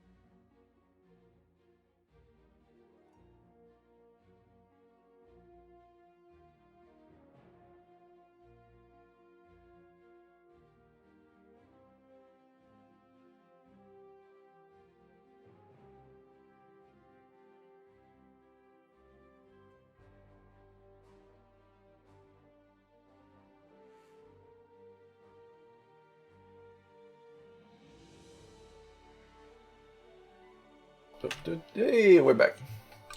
Water and a t-shirt. That's going to be a lot less hot in there. Alright, so yeah, we were speaking about impulse supplies. I'm pretty sure if you're playing this, you either intend to upgrade mercenaries, or you intend to just play a mercenary instead of your main character. But for the most part, don't unlock this talent unless you have a very specific purpose for it. That's the true for any talents, but this one doesn't affect your character, right? It only affects mercenaries when you play them, so you need to have a very good reason to use it, for the most part. So, Audience, 2 cost talent on the last row up there. I'm saying up because the real talent tree is from this is bottom and this is up. I'm not sure why TCG Browser decided to show it the other way around, but yeah, in game this is up and this is down. So these are the second tier here. This one is Audience. At the start of the game, create 2 copies of each card equipped with a glove equipment in your hand and put them into your deck. If you begin the game with 100 more cards in your deck, create 2 additional copies of each equipped card with glove equip in your hand and put them into your deck. Now, this generated a very huge conversation in the forums. There's a lot of controversy with that talent, even within X Entertainment, from what we learned this week on the forums as well. So, the way it will work at release and this is from Xhedron, who is from X Entertainment, so this is an official source, right? What he mentioned in the forum when everyone asked, really, how does this work, is that for each card with a glove equipment that you have in your deck, you will get 2 additional copies for each. So, if you have, for instance, Dream Eagle with the glove equipment, right? And you have 2 in your deck.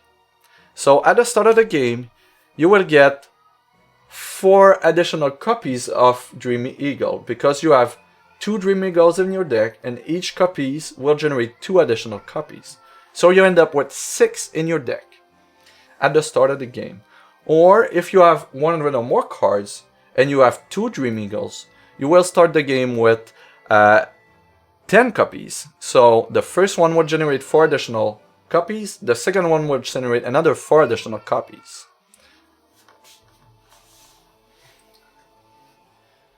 -2.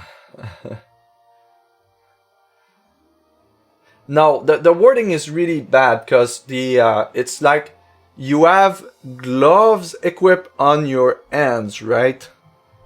This is where they're going. But Xhedron mentioned in the forums, when you look at the Cleric Tier 2 talent reveal, if you go in the forum post for that reveal, you will find that Xhedron also provides a new wording that makes a lot more sense.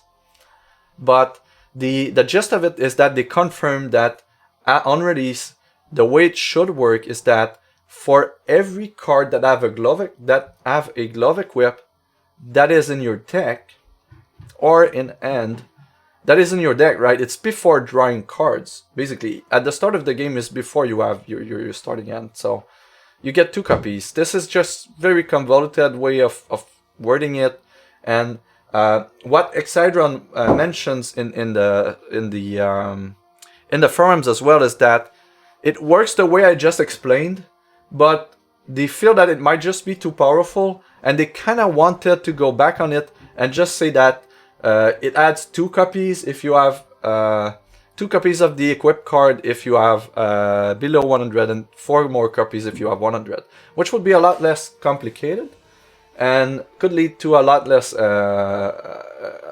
headaches for players, right? But expect before release a rework of the wording. And what Xhedron mentions on the forums is that it really works for each individual cards that you have in your deck that have a glove equipment. You will get additional copies. Depending on the size of your deck, you either get 2 copies for each or 4 copies for each. What is very interesting is that when he mentions that he feels that this might be too strong and that they wanted to change it back to just +2 and +4, he also mentions that the Adventure Zone 2 was too far in development for them to change it before release. And that's very interesting, because that's an indication that we might be very close to release. If there's something that they want to change because they feel it might just be too powerful and they cannot change it. So that's very interesting to think about, right? But at the same time, it is very, very cool talent, very, very strong. There's a ton of cards with Glove that becomes that if you can augment the percentage to have one in your starting hand, becomes crazy, crazy good. The one at the top of my list is the Dream Eagle, as with the example with the Glove Equip for 0 resources. As long as you have 2 Sapphire Threshold, you can discard it, look at the top 5 cards of your deck, and get a card into your hand. And if you can manage to have up to 20 of these in your 100 card deck, just going to be insane. You're going to have insane selection at 0 cost. And since that's a card that can cost 0, you don't need to work your resource base because of that. Because the big problem with this talent is that, say you have 100 or more cards, and all of a sudden you have 4 copies of a card with a Glove Equip, you start with 16 more copies. So you do add 16 cards to your deck with that, and all these cards have a cost. So it's not all upside, right? You need to have to work your resource base around that. And if it's a card that has a high cost, you kind of don't want to do with that, right? Because you will draw a bunch of them, and you will have 1 to 2 in your starting hand most of the time. And if it's a card with a high cost, you're not going to be able to play it. So there's tension with this talent. That's another talent that promotes very smart deck building that I really, really like. The wording, as mentioned in the article, is crap, and even the reworked wording, is up for interpretation as well. So, I would love them to keep it 2 copies per card and 4 copies per card. I find it very, very cool. But on the other side of things, it would just be easier for everyone if it would be linear +2 and +4 for the equip card. We'll see. They mentioned in the forums that they will be monitoring at release, and if it becomes too toxic to the experience of the Cleric, they will just change the talent to something else. This is PvE, so they can change everything they want at any time. Let me just catch up with chat real quick while drinking.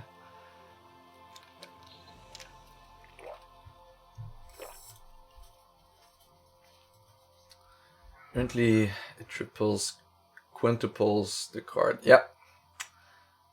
Card with Glove Equipment in your hand. How about Dungeon Boss ability, like each turn a random merc in your party gets -2 health. Per dies, you discard your hand. That could be a thing. They could certainly do that if they want to. That would be, I guess, interesting. I don't know how this would work, because mercenaries that are not active don't never really have health for the most part. But that's a nice thing. Yeah, that's interesting. Doesn't have to be in your hand trigger. You need to have it in your starting hand. As it is worded in the article, but there's, as I mentioned, there's already a mention in the forums by HEXperience that there's the wording is not correct. And the real way it works is that every copies of the card that has an equipment will spawn additional cards. Thanks the Firex for the follow, appreciate it. Welcome to the team.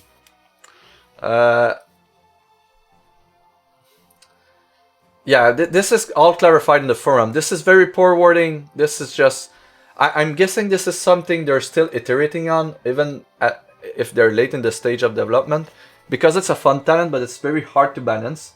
It's really hard to make it clear and not too convoluted as it is right now, as the perfect example. So we'll see. We already know that they have intent on changing it. So I even if they confirm things on the forums, I wouldn't be surprised to see that it was even changed before release anyway. So let's just wait and see. It should, even if it's +2, linear +2 and +4 in the end, this would still be very good. So likely one of the chase talents for the Cleric nonetheless. Oh yeah, so Urcon here pasting the post here.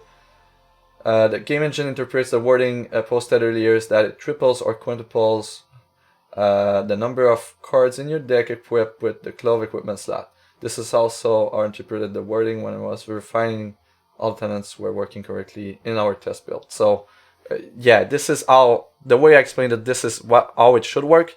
It should not work how it is worded here. That's a big takeout. So next tenant, Stout. Your minimum deck size increased by 25. Now that's interesting. You have another additional talent point. This is great.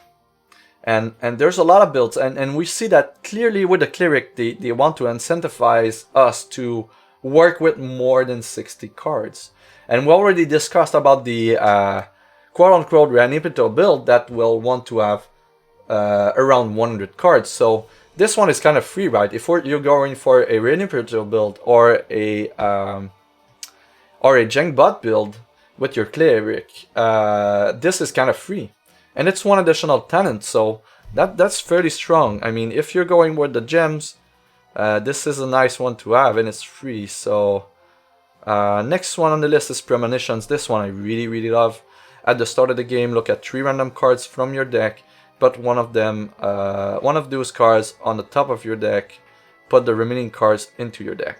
So this is, if I remember correctly from the discussion in the forums, happening after you choose your starting hand, and then you look at 3 random cards and choose to put one of them on the top of your library or not. This is really great. This is selection early in the game for free. This is a talent point well spent. I would be surprised if you can have access to this talent. You will likely want to take it with every build. This is a very, very good standalone talent that I could see a lot of clerics going for. Cleanse 0 one-shot. Remove all burning days and vulnerable counters from yourself. Gain 2 health for each counter removed this way. As we've seen with Adventure Zone 1, these can stack up extremely quickly. This is a 1 cost with 0. Of course, this is very specific, so you will know when you want to use it. But say you want to farm a specific dungeon with a lot of these counters floating around, this is going to be very, very good. It's also a way to trigger health gain for each day's counter that you have. So depending on how it works, if it provides health gain for each points instead of just one total, it's going to be very, very good. It could be an instant way to get a lot of ethereal eaters in play, for instance. So there's going to be interesting ways to work with this. It's dependent on how much counters you have on yourself, right? Maybe there are cards in the game with AZ2 that you yourself play and add burning days or vulnerable counter on yourself. So that could be an indirect way to gain a lot of health very quickly, if that's a thing, right? But for the most part, right now, we don't have a lot of ways to do that to ourselves as a cleric. And very little ways to do that overall for that matter. But Cleanse will be a good talent to work with, and you will know when you want to use it, right? This is very specific, and you will know when you need it, and when you need it, it's going to be an all-star talent. It's going to be one of the best talents that you have. Armed Against the Darkness, last talent. You begin the game with Armor 1. Armor 1 is phenomenal. We've seen while playing a dwarf right now that Armor 1 is great. The Necrotic as well can have access to Armor 1, and it is just very, very, very good. The fact that you can have a dwarf or a Necrotic Cleric with Armor 2 is insane. Armor 2 is just so strong. You will be extremely hard to kill. There's a ton of stuff that you can take advantage of while you have armor. Because, for instance, cards with health cost go through armor first. So that on your turn, and armor just replenishes every turn. So it's just crazy good. Very, very powerful. One of the most powerful talents that we have in the game.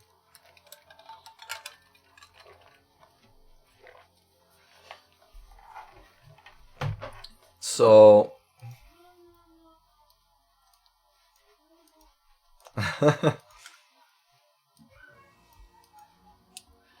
Also, there's a...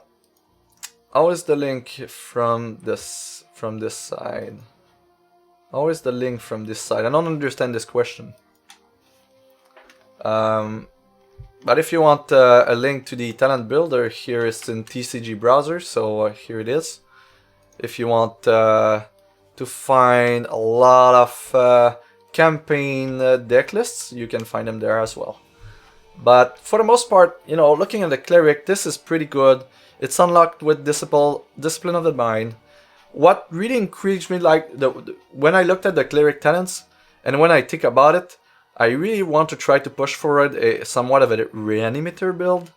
And the way I want to do this is by going with the Clerics with Life Drain. We're going to want the Divine Altar. Going to go with Diligent Studies. Going with Altar of Might. That works really well with the Reanimator. Get the free gems.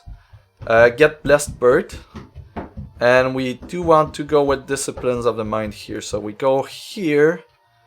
And we are at... how many talents do we have here? 1, 2, 3, 4, 5, 6, 7, 8, 9. At level 15 we'll have access to 14 talents. So we do have 5 left.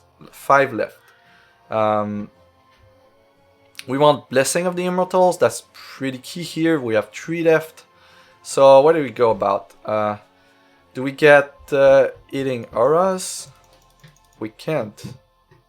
Why wouldn't we be able to take it? Does it really need a hail?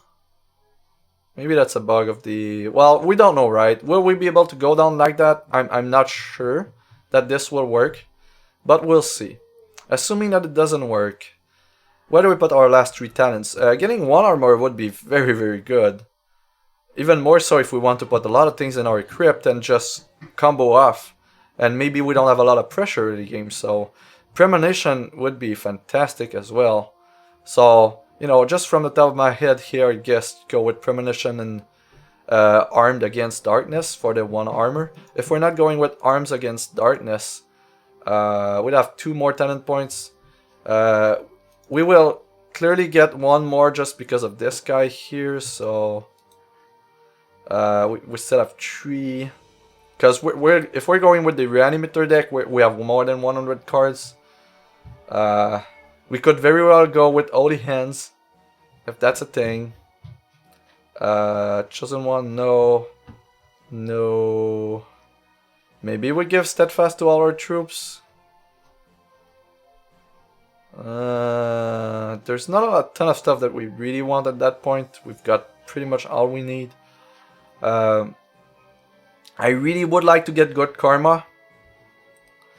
So maybe we don't take Premonition and we go here like that.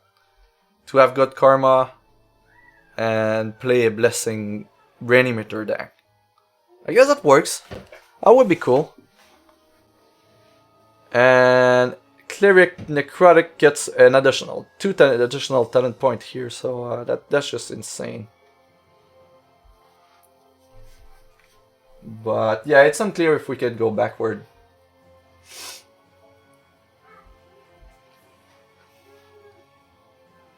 It does make sense, but it really depends on how they want to implement it. So maybe we can't. But I'm really digging this Reanimator build. I don't know if it will be any good, but that's an interesting one to work with. And I certainly want to try and get a Jankbot Cleric deck. Already have one with the Necrotic, and it's just going to be very, very good with these talent points when we unlock everything. So yeah, Armor 1, you get to Armor 2 with a Gembot deck. That's great. You get 2 additional talents, just very, very good. Greater Agenda is 1 talent, by the way. They changed it because 2 talent points is just crazy good. So this is only 1, but still, as a Necrotic, it's just very, very good. And the way you use it is you use Chart Attune with a 150 card deck to have ensure that you have Eaters in play all the time. That's the gist of it. And you get some amount of gold here, that's nice. But yeah, Reanimator Cleric is going to be a thing. at some point. Maybe not with AZ2, but I'm pretty sure it will be at some point. So we took a lot of time on the Cleric here, but this is really what I wanted to do. Elf Cleric. So what is Elf Cleric does? Chance at random Stardust, 6 starting health. You begin the game with 2 charges if there's 30 or more rares. So this will be legendaries cost 1 less. Your blessings have create a generous sleeve and put it into play. Generous sleeve is sacrifice this, gain 1 resource, so this accelerates. That's okay, but it's not great. You have 1 shot, gain 2 health for each wide threshold you have. Nah, Elf Cleric is not a thing. Elf Cleric, talent point, could be valuable. You begin the game with 5 health and 2 charges if you have 100 or more cards in your deck. Now we're talking. 2 charges is great. Twice as many Zodiac Blessings and 30 when you use consumable. That's not even part of the equation right now. Human additional mercenary in your party is great. Experience +1 starting and maximum end on bosses. Your blessings have a random opposing troop gets -1/-1. That if you plan on playing a lot of blessing, that might be a thing. Orc. Gain half as much health, but they have random troop to control gets rage 1. Random troop in your hand gets speed. Starting hand gets rage 1. Dwarf is very good. +2 charging charges for 150 is very powerful. And that's already something that we might be doing anyway. Random artifact is okay. Started the game with a blessing rod in play, and this one is nice. When you play a blessing, gain a charge is pretty cool. So I'm guessing that the reanimator Cleric is going to be a dwarf cleric. That's something. For the start of the game, you have 8 or more cards in your deck, gain 1 health. Each, yeah, that's a necrotic. We Shiner. What do we do? +3 health. That's very poor. +2 dungeon lives is now what? What was the talent name here? That's expendable lives. It's now a random troop in your opening hand gets 1 shot that cry. Put this into play. Now that's very powerful. I like that. Begin the game with a random 1 cost Shiner. When you play a Shiner, you have 25% chance to create a battle hopper. Yeah, I'm guessing that's going to be a very specific deck, but for the most part, this is not a reanimator deck. Venom with the -1 action cost is great. 2 additional charges is insane good. 5% gold is great. Blessing have create 2 spiderlings is not something we're doing, but that's okay, I guess. And when the spider enter play under your control, gain 1 health. So maybe, but yeah, dwarf and necrotic are clearly in the forefront of the cleric class. Very good. So this was the cleric. So we took a lot of time on the cleric here, but there was a lot to discuss in him. I'm really stoked for the cleric. Really feels that it's still going to be a very good class that will win most of the fights easy, but it's not going to be a fast winner. So you're going to play the cleric to clear the content, explore everything, do all the challenges, but you're not going to be playing the cleric if you want to farm gold, for instance, because it's not going to be fast enough. But that is the stronger class we have right now, and I'm pretty sure it's going to stay like that with the release of Adventure Zone 2.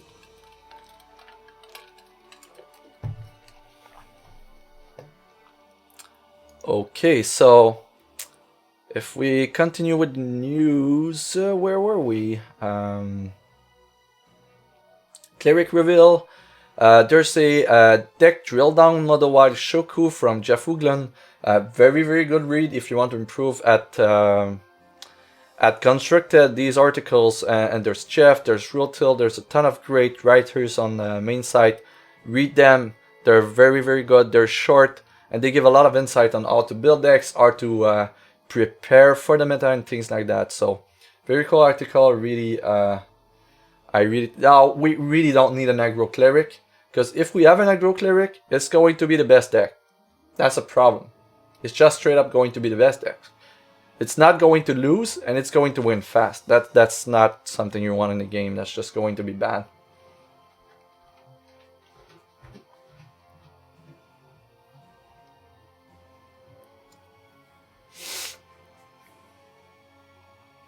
Then drop at 8/3.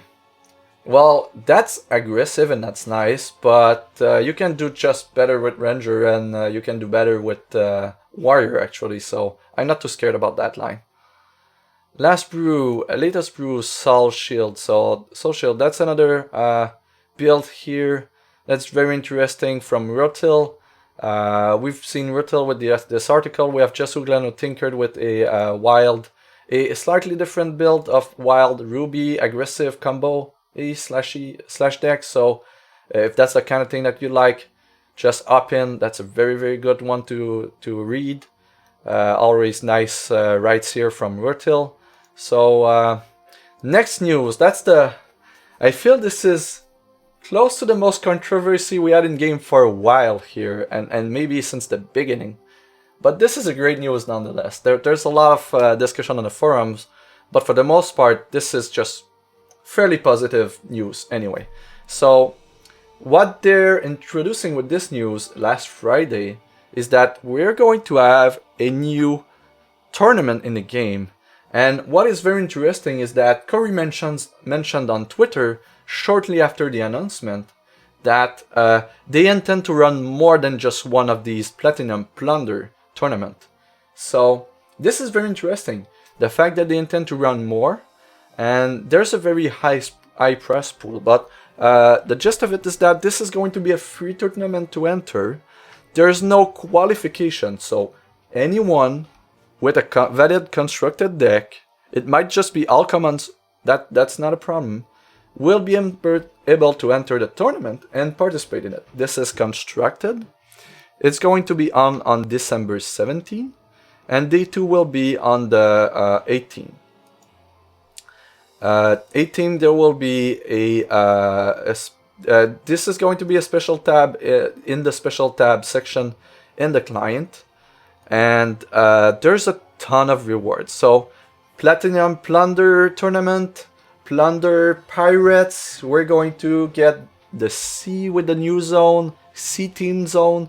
So, you know, this is tied in with the PvE right there.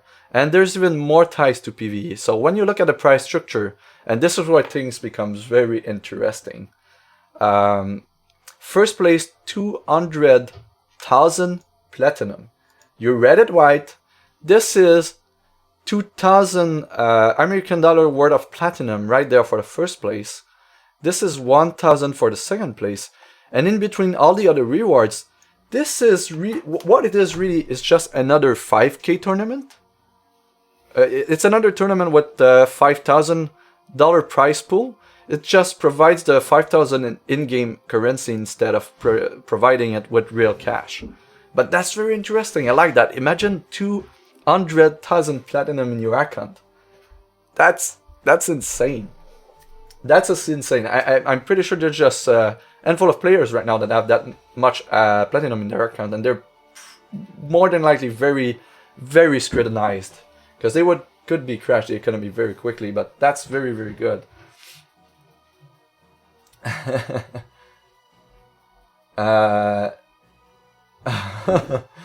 If we get 200 new players playing Util, one of them might win. That is and this is a Swiss tournament right on the first day, so this is going to be something. Swiss tournament means that you play all rounds, and stage 2 is going to be single elimination, top 8 on the 18. But look at that prize pool: 200,000 platinum, 100,000 platinum, 50,000 platinum, 25,000 platinum for for the 8th place, there's going to be an insane amount of platinum.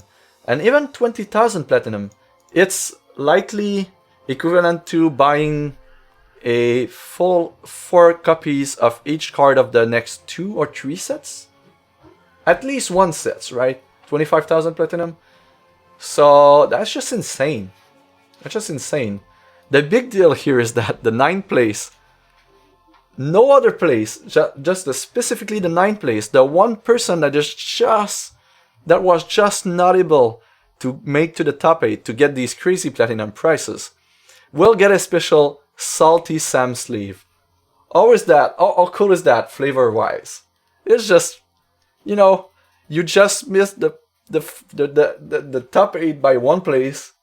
You have to be salty about it, and you get on top of that a Salty Sam sleeve. There's going to be one person in the game with that sleeve. It's going to be so cool. And maybe there's going to be more, since they stated that they have an intent to run more of these tournaments, but we don't know if they're going to have the same rewards, right? It might be the same structure with the platinum reward, but it might be different sleeve, different mercenary kind of thing. But the Salty Sam here for the 9th place is just brilliant. I love it so much. Salty Sam, and they even created a Salty Sam mercenary for the ones that do not make it, and I love it. It just cracks me up. This is so great. Flavor-wise, that is a win. That is 100% a win. A lot of people don't like it, but I just, you know, this is humor. This is just nice. I know there's a lot of completionist players around there that want to have all the sleeves, but that's never going to be... You need to win every single big tournament to have all the sleeves, on top of being... Like, you're not going to be able to get the Exalted sleeves. So, I mean, it's just nice. Look at this sleeve. It's one of the few sleeves that does not have an X logo on it as well. If I get this sleeve, I would play it all the time. I would just play it all the time. But that's a cool one. It's just nice, right? Whatever, pick any other sleeve for the rest of X-Lights. That's exactly my point. It's just so great. So up to now, if we disregard the mercenary right there, this announcement was well received. It's a very nice price structure. There's a nice cool sleeve in there, and top 64 gets a free evolving gauntlet. Tops 128 receives a mercenary. Also, something to mention, Corey already mentioned on Twitter as well that it's not going to be 128, it's going to be 256. So they're going to double the number of the places reward for the mercenary to have a bit more mercenary in the economy after the tournament. So there's a few controversy points in there in the forum. I don't want to dig too much in this because we do have the Warrior to recover, and we're already at 10 right now. But for the most part, what's happening is that a lot of people don't like having PvE rewards for a PvP tournament, and there are certainly merits to that, right? But my personal take on it is that I'm just taking it fairly high level. I don't just, I don't want, it doesn't bother me too much. And in fact, I like the fact that we're having PvP tournaments with PvE rewards, because it's just going to attract, maybe we're able to lure some of the PvP hardcore players into PvE. And if we have a lot more people playing PvE and spending on the game, it means that PvE is, that provides more revenues and they will invest more. So the more people we have playing PvE, the better. And having a PvE reward in a PvP tournament, I think is just positive. Now, there's multiple ways to do that, right? And the other point of controversy we have in the forums is that there's going to be, after the first tournament, 256 copies of Salty Sam as a mercenary in the game. There's not going to be more than that. So, and people that want all the mercenaries will try and get these, and it's going to be very difficult for them to get it. So, it's going to be a lot of people salty about it. So another layer of saltiness with the tournament, which is brilliant. But A lot of people don't like that, right? A lot of people that want to have mercenaries and play with them, this very cool mechanic. They want to have access to most mercenaries, and knowing that there's one that's going to be very hard to get, that is going to fetch a heavy price, frustrates them. Like they dislike it. But the reality is that there's already a ton of mercenaries that are extremely rare, that fetch a very high price, that were very limited when they were released, and that's life, right? There's mercenaries, there's cards that you won't be able to get because there's very high demand, or there are cards that you won't be able to get because they're very low supply. This is one of the low supply card. Looking at the mercenary itself, it's okay, but the party passive is crap, unless you can tutor that specific troop. And again, it's not invisible right there. It's just a one-time effect when it comes into play, so that's not great. The champion power is okay.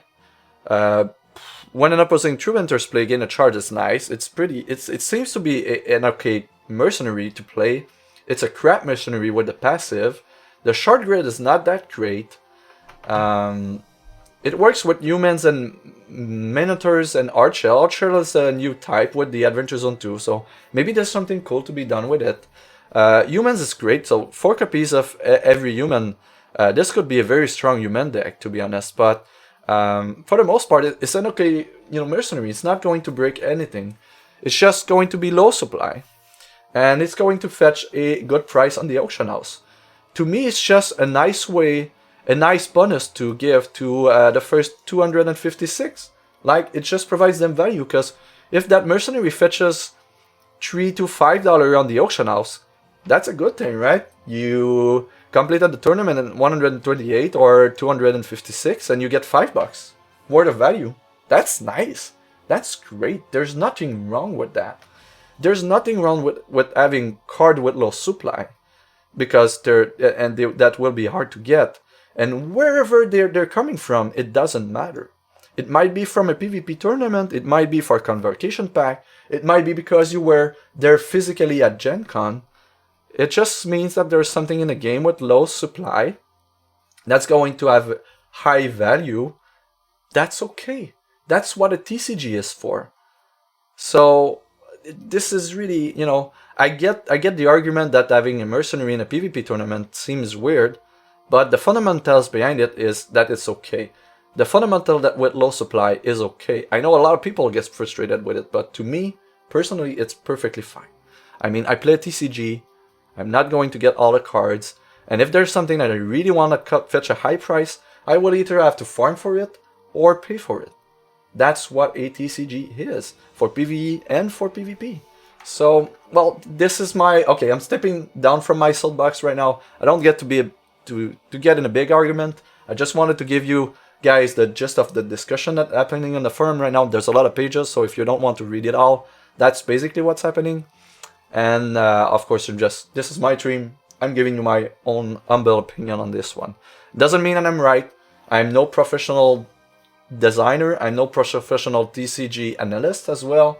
I didn't play TCGs from age 5 until now. I'm not a professional, so take my opinion as with a very big grain of salt. And that's okay. The only other thing that I want to mention is that a lot of people were frustrated with only 128 copies in the economy, and now that they're bringing it to 256, they're happy. But the reality, the difference between 128 and 266 is extremely minimal against the player base that we have. So the real question is how many times this tournament will run, and or the other iteration of this tournament, will the future iteration of this tournament also have the exact same rewards? If they have the exact same rewards and they're still 256 and they run 2, 3, 4 times, then we're looking at a decent amount of supplies. It's still going to be fairly limited. Most of the player will keep their Salty Sam, so there's not going to be a lot in circulation, even if we go with 256, even if we run the tournament 4 times in the next 8 months. It's going to be something with low supply that has a decent amount of value, and that is nice. And it's salty, Sam. It makes people salty. What more do you want? It's so much win flavor-wise that you gotta be happy with it. All right. I'm really stepping down of the soapbox here, just well, to create an argument here in the chat. And again, for those who don't share my opinion, I deeply respect that. I don't mean to imply that you are wrong. There's no wrong feelings. It's just, we're talking about opinions here. This is the way I see it. This makes me smiling. I'm happy. I currently have all the mercenaries in the game, and I will get all the Kickstarter ones. So clearly I want to figure out a way to get my Salty Sam at some point. But even if I will have to pay for it, I'll pay for it. This is a TCG. I mean, I'm just going to farm. I'm going to see if I can bribe someone out of it. I don't know. I'll try to find a way, right? That's the gist of it. But I don't mean to be disrespectful or to step on any toes here. It's just my opinion. So, with that said, I really hope that they do a lot more crossover between PvP and PvE in the future. I want this game to be a full experience of both. You know how we look at WoW, for instance. There's a lot of people that only play PvE. There's a decent amount of players that play PvP most of the time, but the great majority of the players do dabble in PvP a bit and dabble in PvE a bit. And this really what I want for the game is just to grow and have people on both sides play on each side. And there's already a lot of mechanisms that ensures that there's interaction between PvP players and PvE players. The chest is the best example. Most of the chests loots are coming from PvP player. They're not coming from PvE player. So this is a nice interaction, and the gold is coming from PvE, but the PvP player wants it to unlock all the chests, so they have to deal with the PvE player, and that's a great interaction. I want to see more of these in the future of X. I think this will be very healthy if we increase the amount of interaction between the two sides. So, and maybe even have at some point a tournament with high price that has a day one PvE side and a day two PvP side, or something along these lines. Maybe a day one constructed, day two limited, day three raid. That could be a thing. Like crazy tournaments. There's a lot of stuff they can do, and I like crossovers.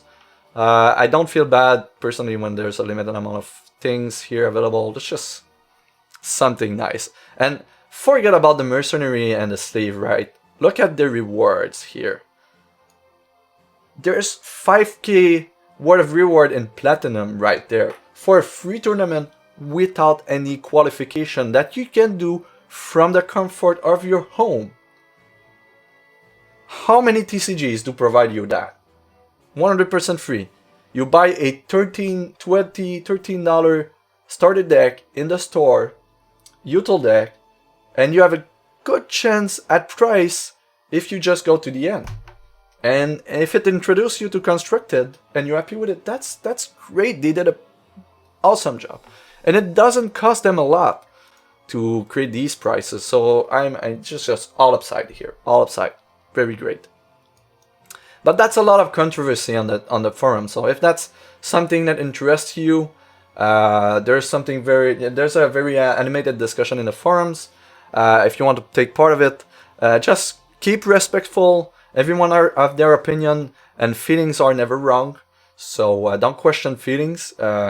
Bring facts and try to present your opinion as your opinion, not facts, and everything will be fine. I love the discussion. I love the heated discussion.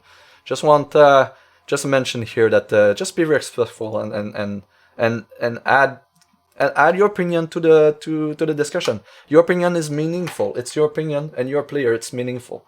Just need to be presented in a right way. Next one with the update. Well, we have the Friday update, so this wraps up most of the things that happened during the week. And the next one, Primordial Knowledge 2 Kings.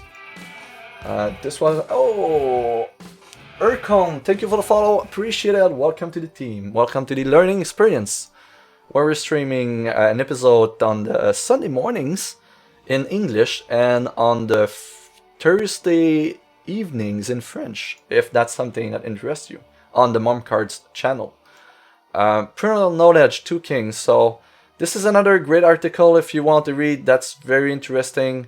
There's a decent amount of theory crafting in it from Varenis, another prominent streamer for X. So don't hesitate to come in and presents one of the great, one of the tier 1 meta decks right now, and that can arguably be considered one of the strongest decks we have in the game right now for Constructed.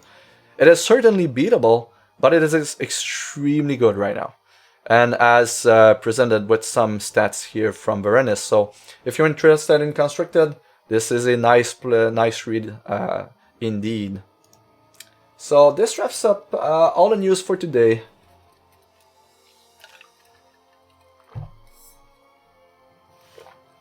Well, you know, you present arguments in the forum, people will argue with them. Maybe they don't understand your argument, maybe they just see it other way. You know, it's just, and some people will make fun. That's a forum, it's anonymous, people can be jerks. That comes with the deal, right?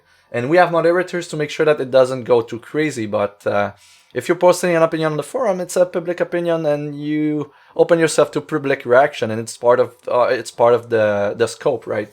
You need to be prepared for it. This is sad, but that's part of the deal.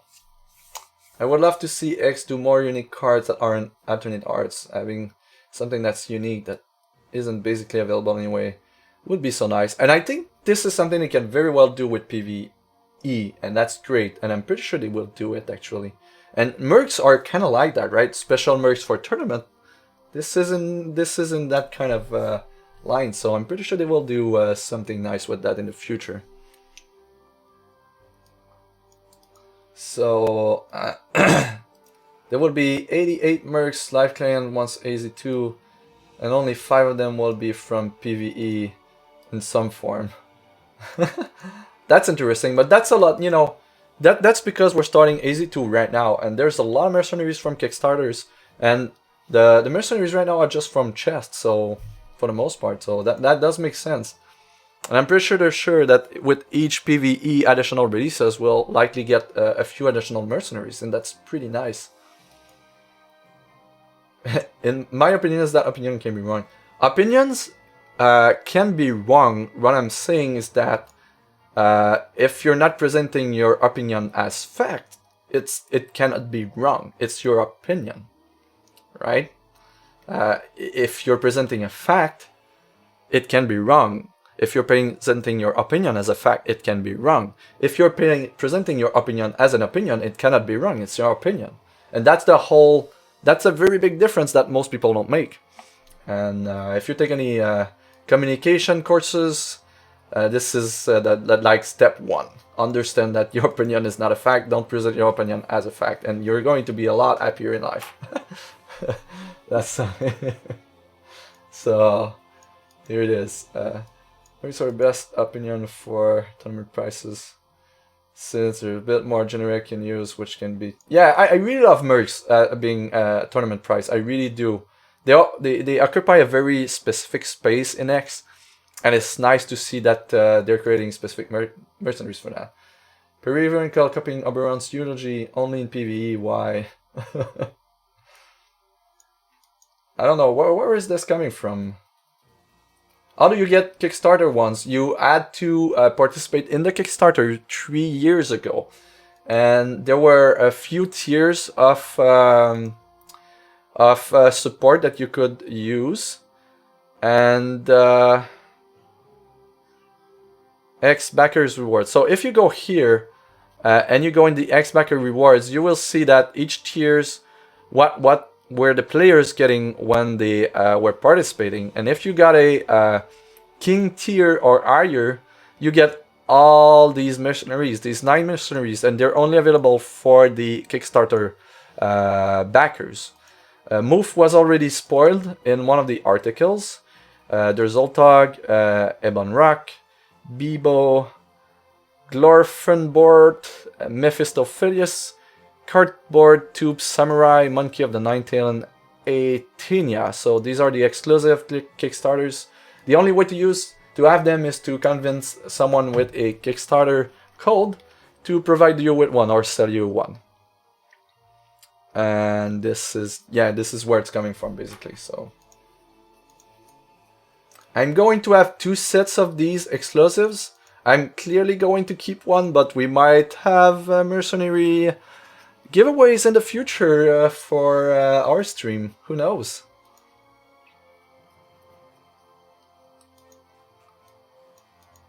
No reason for a pure PvE player to ever buy booster packs. There's a reason. There's a very good reason for a PvE player to buy packs. To get chests, to have more PvE cards, for the fun of it, to open and sell the cards.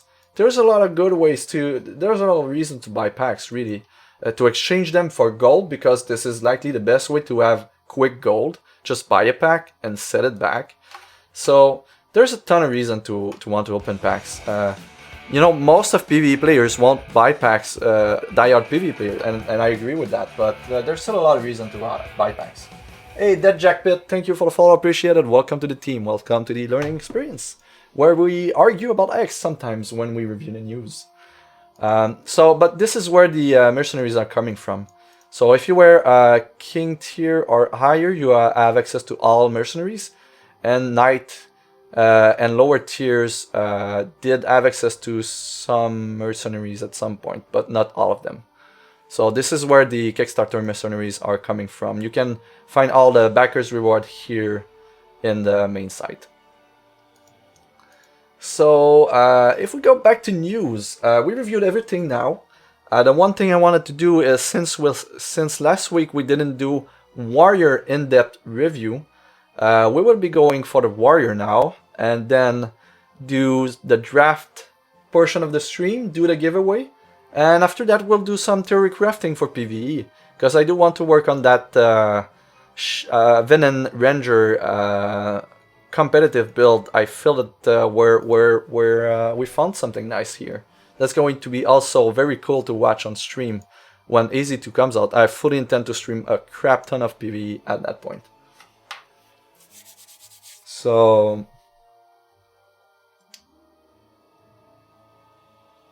yeah, Salty Sam is likely going to be like $5 on the old channels, 5, 6, might even go up to $10. Really, I wouldn't be surprised. So it's going to be pricey.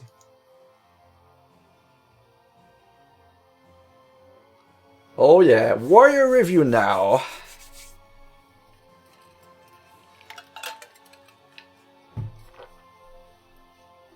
Find someone on eBay that is sending codes and hope he doesn't rip me off. Codes are really hard to come by right now. You might, if you find someone with multiple king tiers, you might be able to convince them to sell the mercenaries to you directly when they come out, like extra copies.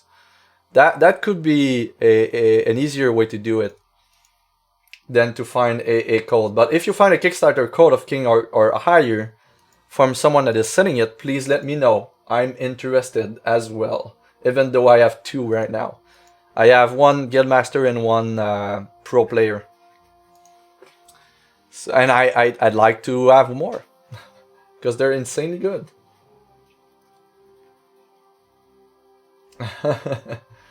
Will you stream more often with AZ2 release? I got a 2 very young child, one 1-year-old, a 1-year-old and a 2-year-old. On top of that, I'm working a ton, full time, and I do often do overtime. So I got 2 stream windows from Thursday night in French and Sunday morning in English. I also do bonus streams as much as I can. Right? Last week was a good week. I think I streamed 3 times outside of my usual schedule, and I'll try to do a lot more with AZ2 release. And since we're going to be in the Christmas vacation period, I will likely have a lot more opportunities to stream as well. But my playtime is very narrow right now, and most of my playtime is streaming. So, but yeah, I fully intend to stream as much as I can because I do enjoy it a lot.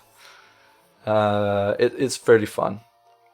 And I highly recommend it for anyone who wants to try it. And if you want help with setting streaming, just let me know. I can help. Well, I spend a lot of time trying to figure out overlays and stuff.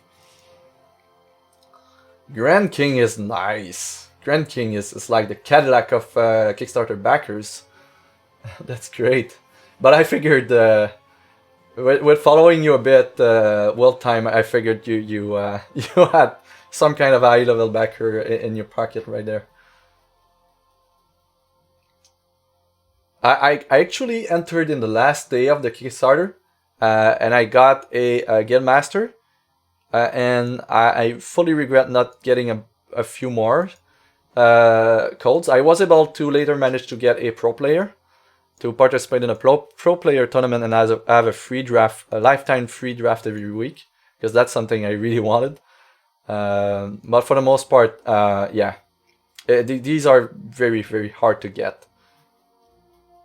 And I know that king level backer codes right now, they likely sell for upwards of 1,000 US dollar. So be ready to spend a lot if you want to have a code right there. So card.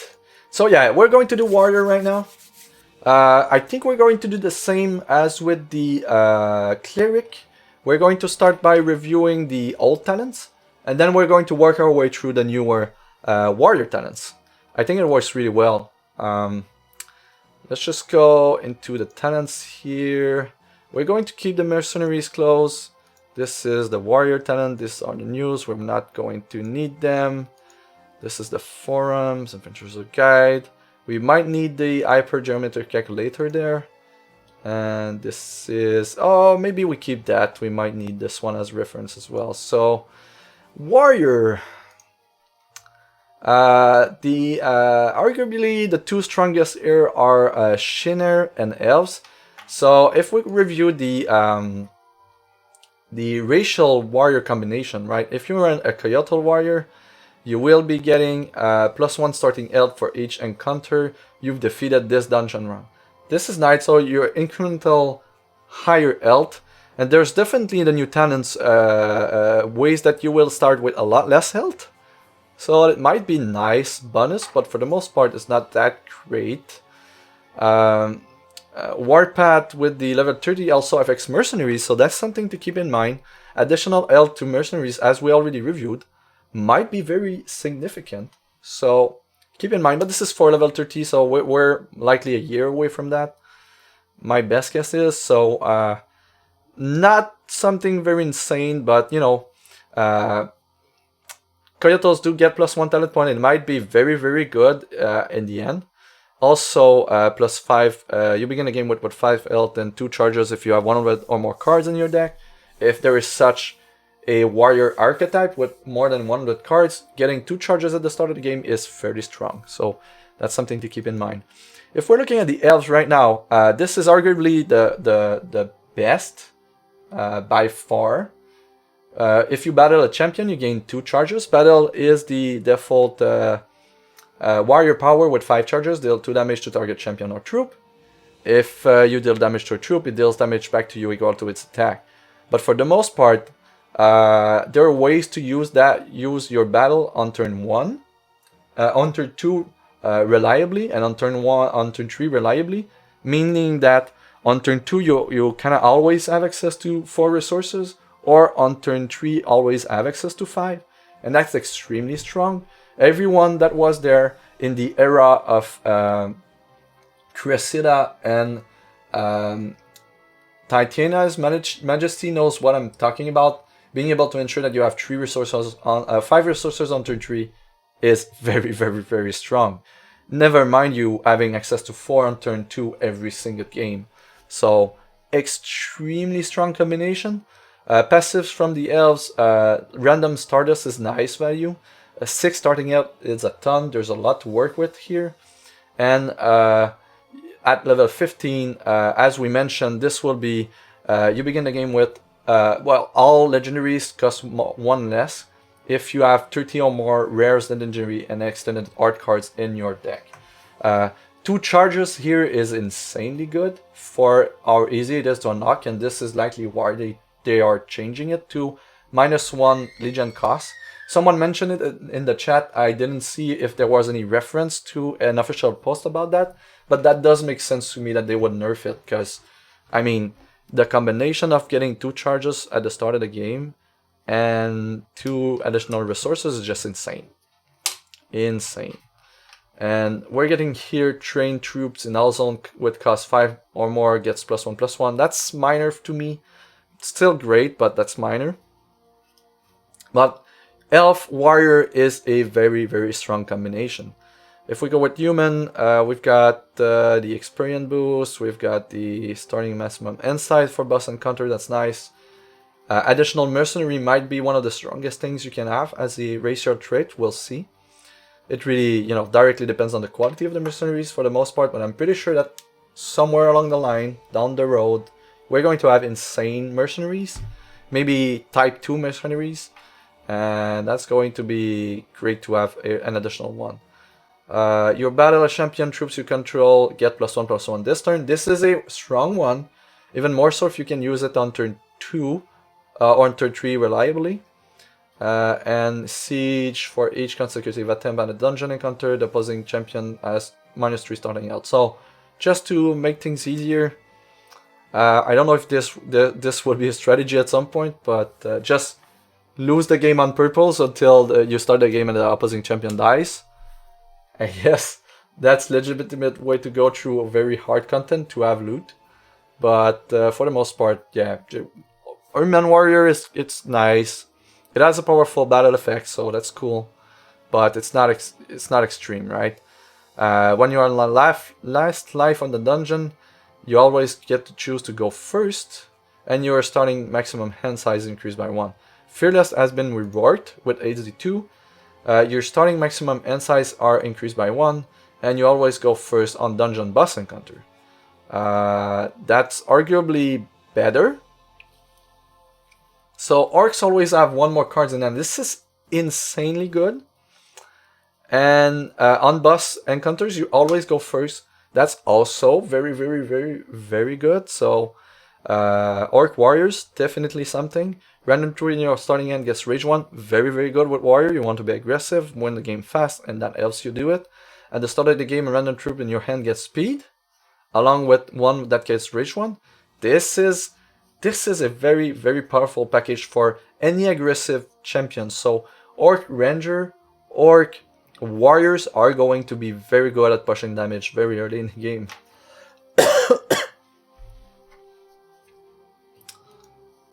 Oh, thanks for the source,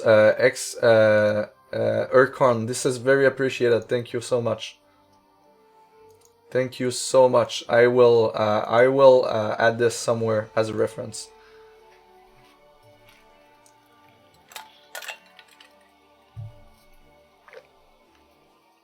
That's a renter. That is a very good question, but that's not something we have answered for right now. I know some ask on the forums, but I believe that we don't have an official answer on that. We'll see, and we already know right now simultaneous effects sometimes just switch orders in the game as either a feature or bug, depending on how you see it, and depending on which developer you ask. But this is something like, we'll wait and see, right? But that could be a very strong thing if it overrides it. That is true. Battle does 1 more damage. This is significant as well. And trained troops in all zones average 1 is insanely strong. I cannot overstate this. This is insane. Level 30 Orc Warrior is going to be a thing.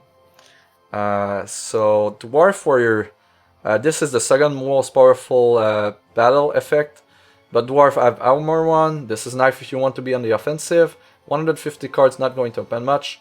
Maximum size increased by 1, and a random 1 cost artifact is just... it's not that great. But you can create a random artifact and put it into your hand. At the start of each game, create a random artifact, put it into your hand. Your maximum size is increased by 1.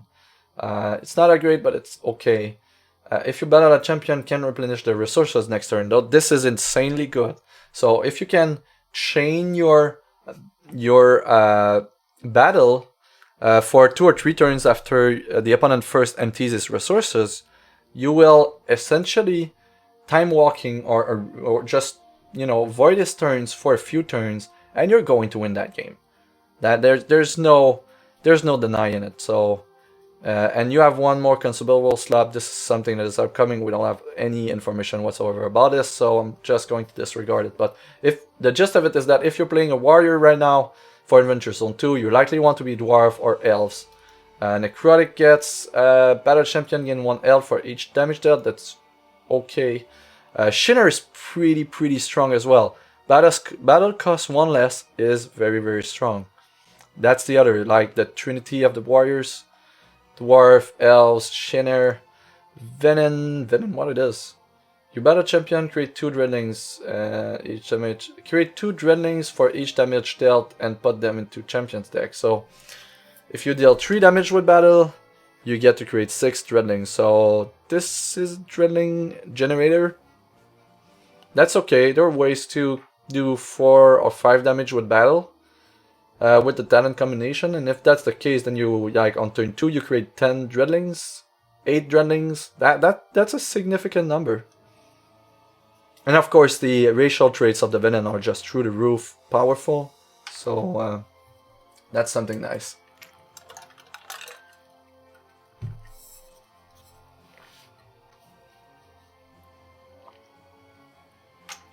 So let's just go into the old warrior talents. We're going to go fast.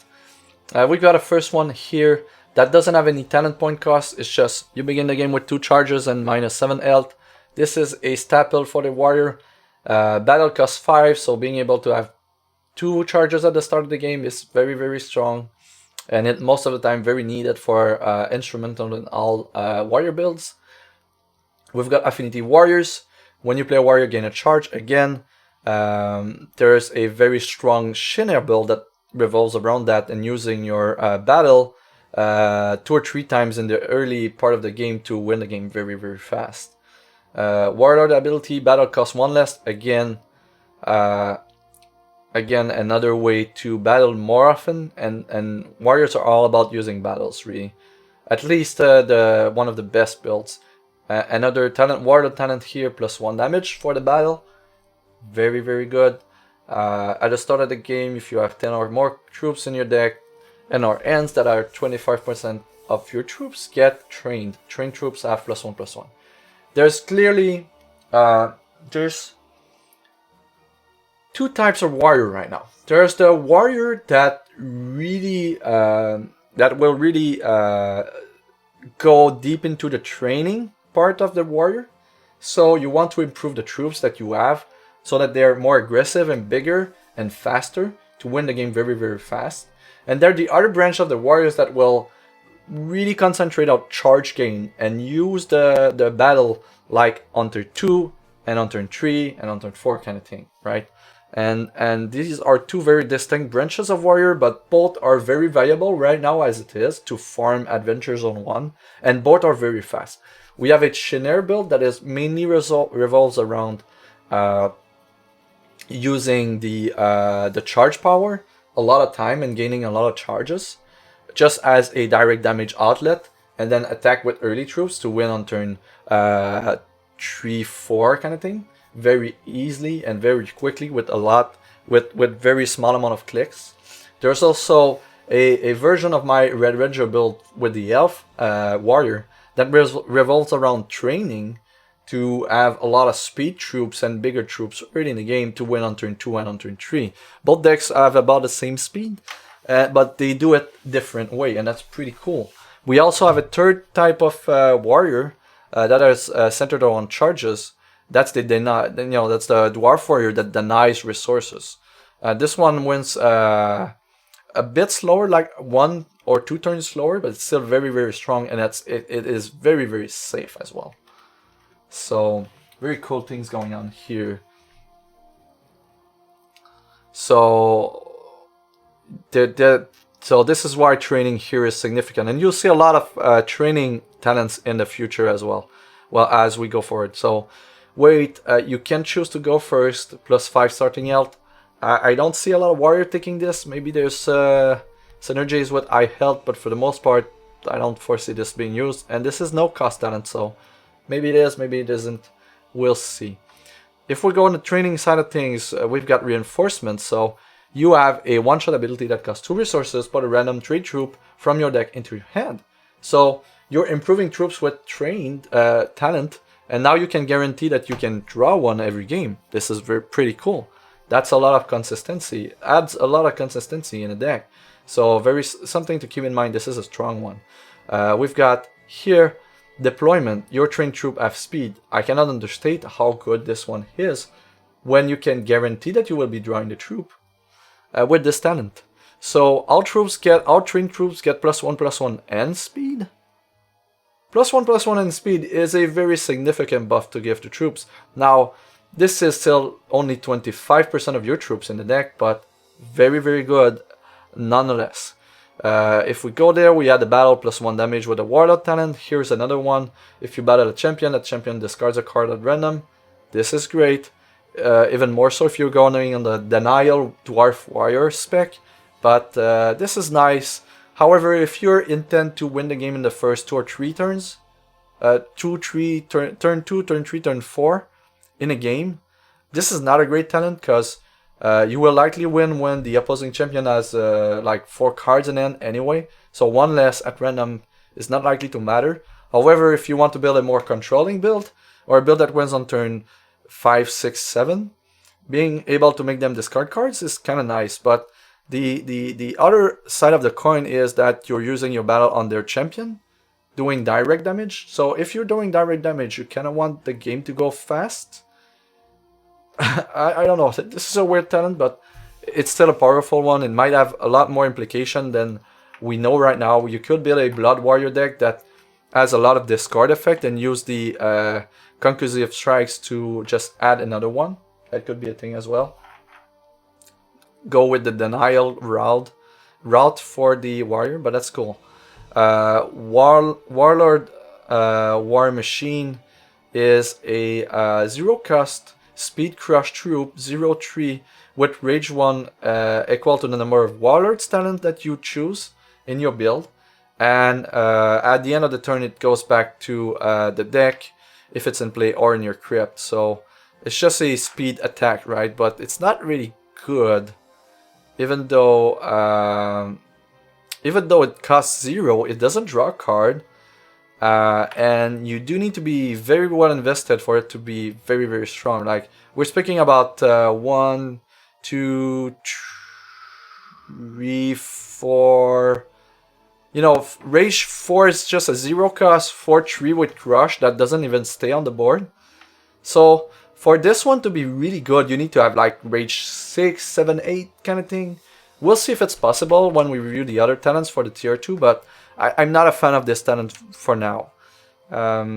Parrying when you battle a troop, you don't get any damage. That's nice. That's really, really cool. It's not needed for most builds, but that's a cool thing. You know, if you're planning on winning on turn 2, 3, 4, likely taking damage for battling a troop not going to matter much, but there's a lot of builds where this one matters, and it's great. Battle cost 1 less is very, very strong. We've already reviewed these. Adrenaline, when you are dealt damage, there's 25% chance to gain a charge. There are builds that are built to take advantage of this one. There's a lot of troops that deals you damage at the start of the turn, for instance. When you battle a troop, if you don't have parrying, you will be taking damage. So if you stack these occurrences, you will gain a few charges. The problem is that if you're stacking these occurrences, you're losing a ton of health. So, and it's 25%, so I'm really, really not a fan of this one. Although it does unlock a path here that might be very, very interesting indeed. The next one is Berserking, and this one is one of the most powerful talents for the Warrior. All combat damage dealt to champions is increased by 1. Please note, this also affects yourself. That's a thing that you need to be aware of. But if you want to be aggressive and kill the opponent as fast as possible, being able to add 1 damage to every combat damage does matter a ton. So, and it is combat damage, so your battle power is not affected by it. Direct damage from burn spells, for instance, it's not affected by it. So be mindful of that. But if you want to build an aggressive warrior deck, chances are you're going to have a lot of low troops with ideally speed or something like that, and Berserking is pretty nice for it.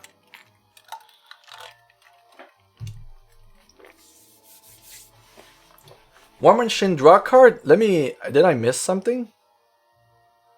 When you play draw a card, forget. I'm dumb. I'm dumb today. I'm reviewing too many things at once. Yeah, this is drawing a card, so 0 cost drawing a card is okay. That's worth. Is it worth it to take 1 tenant?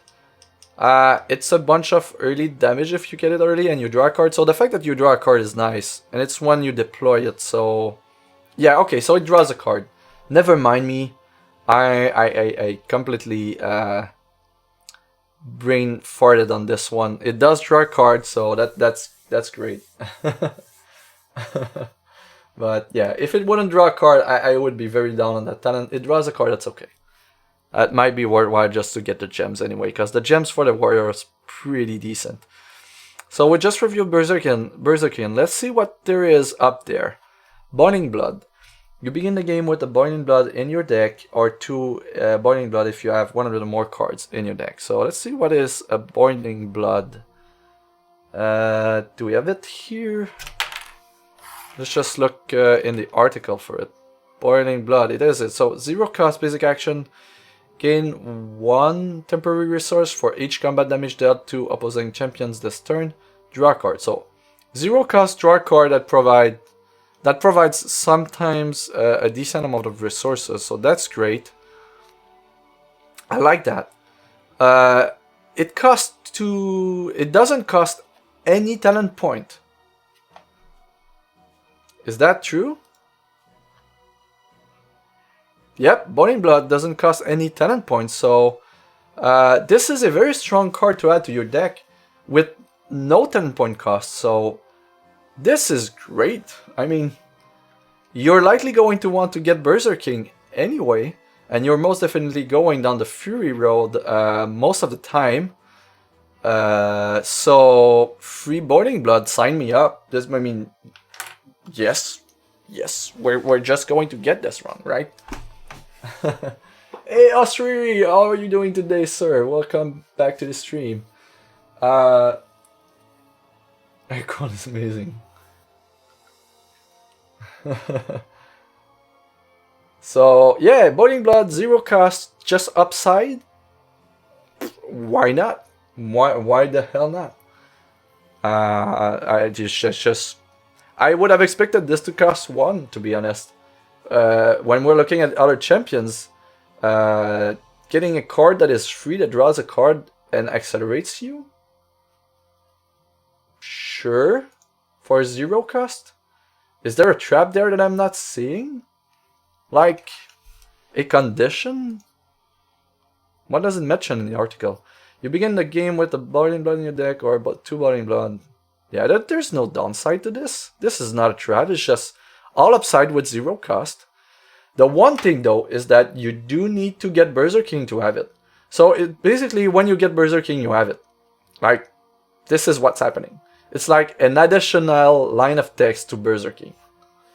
But hey Fred, how are you doing today? Welcome to the stream. We're doing an in-depth review of the Warrior right now, and we just started tier 2, so sit back, relax, and have fun. By the way, kudos on the last few updates of your of X tournament.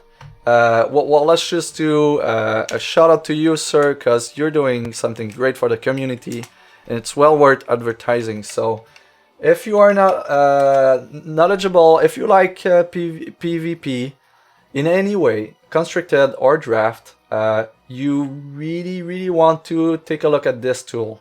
And there's a lot of stuff going on here. And Fred here does keep us updated with tons of very nice tools. I strongly suggest you to go in and see what he does. This is great work. And well appreciated. Then if you want to send a donation in his way, it will be also very well appreciated, I'm pretty sure. So back to Boiling Blood, all upside, no cost. Only unlocks from a talent that you likely want in the first place anyway. Okay, sign me in. No problem. I'll take that. Thanks X Entertainment for making my warrior great again. The next one unlocks from Adrenaline is Never Surrender.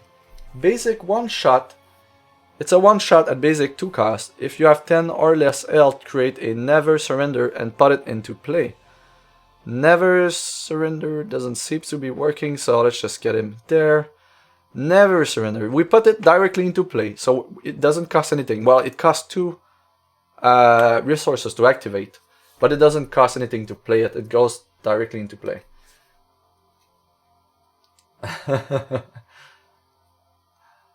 Anytime, Fred, anytime. You're doing a great work, and I don't have any problem shamelessly plugging great work.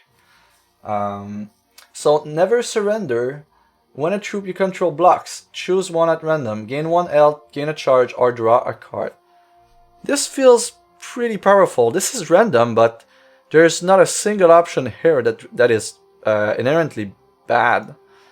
It does cost 2 though, and only applies when you're at 10 or less health. We'll see that there are a lot of ways with Warrior to start with a lot less health, right?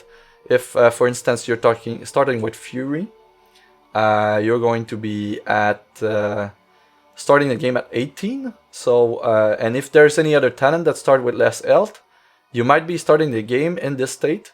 So it does cost 2 to activate though, and that's something I don't like.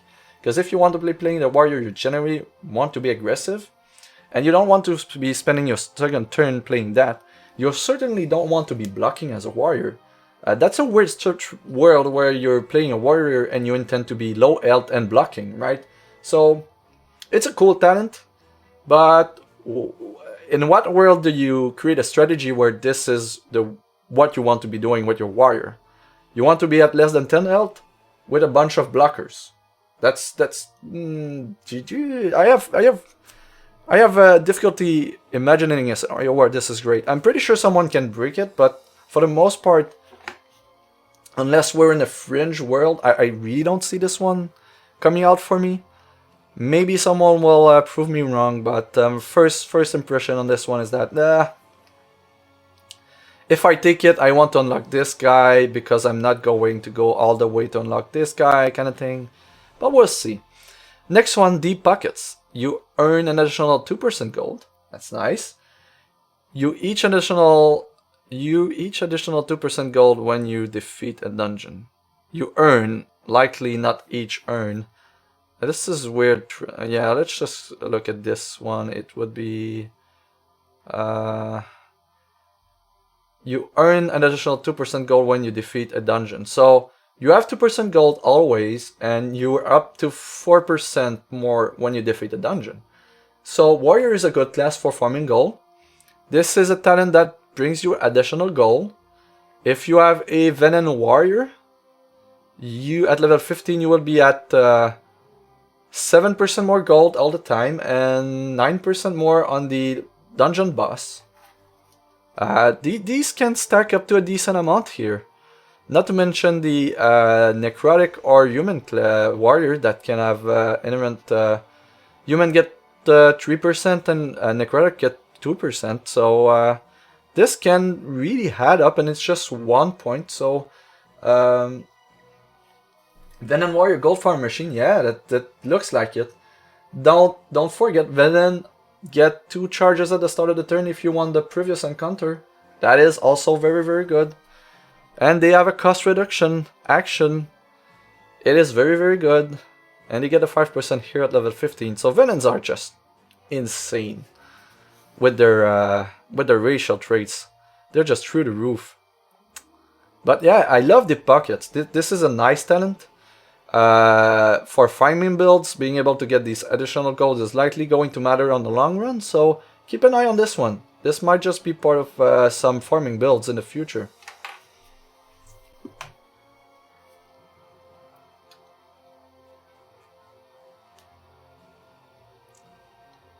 I think Warrior will remain the farming class, and they didn't really add anything to make it better at farming in the tier 2.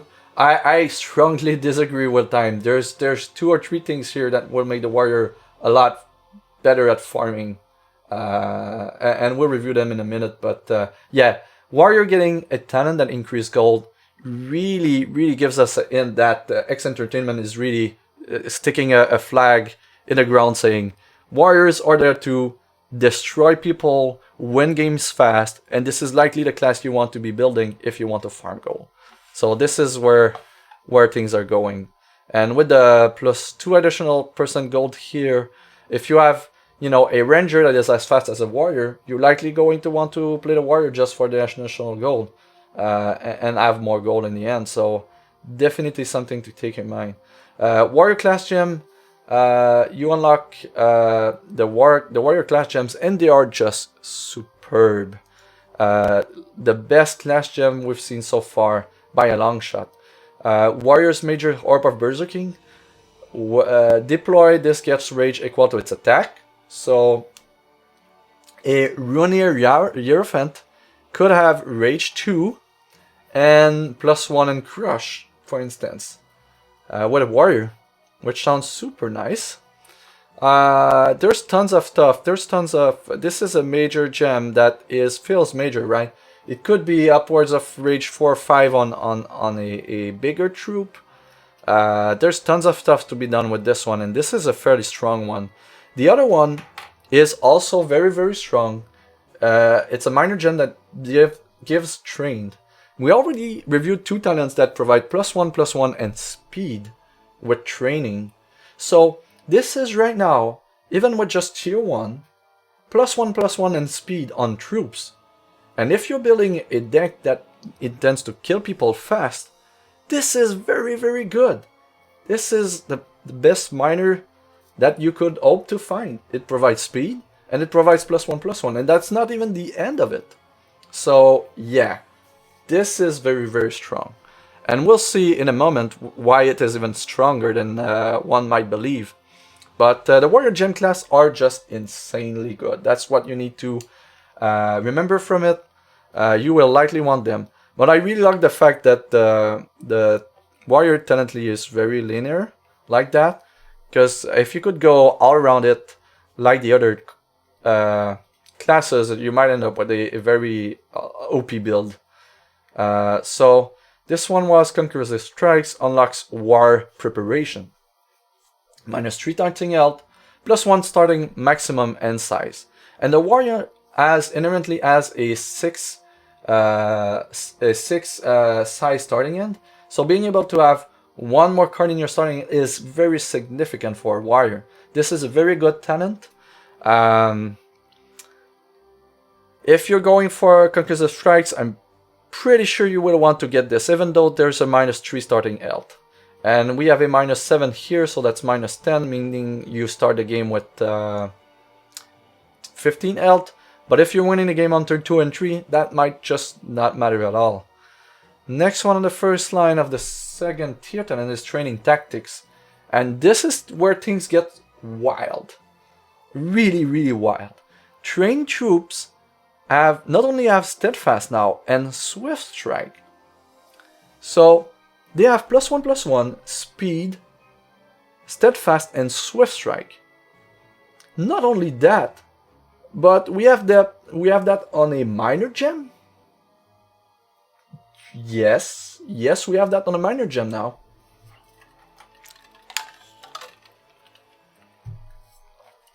Wild like wild. But oh boy, this is insane. The combination of this with the next talent here, it's just insane. And while we're speaking about it, Enhanced Training Regiment, your training combat talent instead affects 50% of your troops in your deck instead of 25. Now we're speaking, all of your troops will get +1/+1, Speed, Swift Strike, Steadfast. And I'm not sure how it stacks with the gem, if it can target twice the same troop, but maybe we can stack +1/+1 on one troop. But it's just crazy, right? Half of your troops are now killing machines. If you have 1-drops, they're now 2/2 Swift Strike, Steadfast, Speed troops. Imagine getting this on a, I don't know, Crash Ridge Tusker, on a Voice of the Ashwood, on a what's the elf? The 1 cost that gives 1 resource when it attacks. On an ethereal healer. I don't know. I mean, 50% of your troops. Imagine getting that on a stink shot sniper. Anything that is big is now just game winning on the spot when you play it. Aren't very good for farming, sadly. Still want to charge power related talents and charge free and 50%. I do have to disagree with that. When you play the Red Ranger build with the Elf Warrior, train troops are a very big part of it, and when you get one, it usually leads to often leads to a turn 2 win if you get one of the early troops with the training and speed. So this getting Swift Strike is just an added bonus, but really the fact that you get 50% of your troops with training to me means that you're going to get more turn 2 wins with the Elf Warrior build, and more turn 2 wins is a decent amount of speed that you gain from it. So to me there's a build where 50% is 25% more turn 2 wins than we were having before because of the training combat here. So to me this is very, very significant. Because there's so many troops with that when they get speed or get 1 attack becomes insane. A Quash Rich Tuskers on turn 1 with speed and +1/+1 and Rage and Swift Strike, it's going to win a game on turn by itself. If you play anything with it, it's going to get a win on turn 2 or 3 on the spot. So Warrior deck already includes speed troops. You don't need training, the bonus damage and bonus charges. I'm not saying. Oh, okay. So I'm not saying this is only like maybe 2, 3, 4, 5, 6. Not even 6, right? You don't need steadfast and swift, right? So it's 1, 2, 3, 4, 5. It's 5 talent points here to get a very significant boost in speed for your farming. So I think it's well worth it.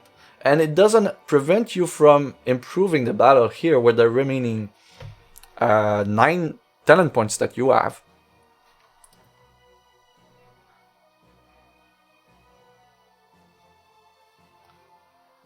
Well, I do win a fair bit on turn 2 with the Red Ranger list with the level 9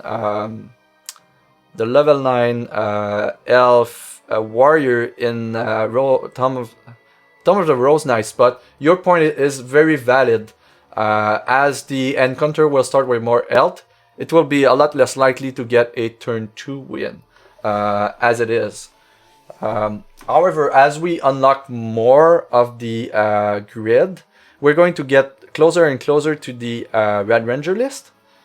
And if we're getting closer to the Red Ranger list, that can win on turn 2 as it is in the Frostring Arena, even against champion that start with 28 health for the bosses. I'm fairly certain that the elf with this champion power that also accelerates and does damage to the opponent with the +1 damage to everything, the train troop are going to matter a lot to me. But we'll see, right? This is something like this is the way I view it. I know others don't approach it the same way, but to me this is very, very, very strong. The 50% here is 25% more wins on turn 2, as I see it. But it might be very enthusiastic of me to think so.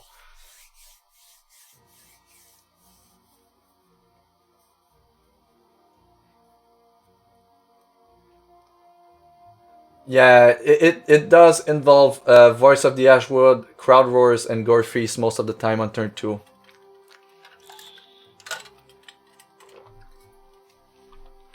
And it also involves speed troops for the most part. So speed 1/1s.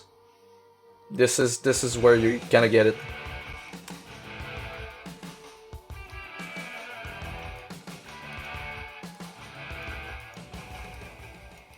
No, I'm not saying you're getting turn 2 wins consistently.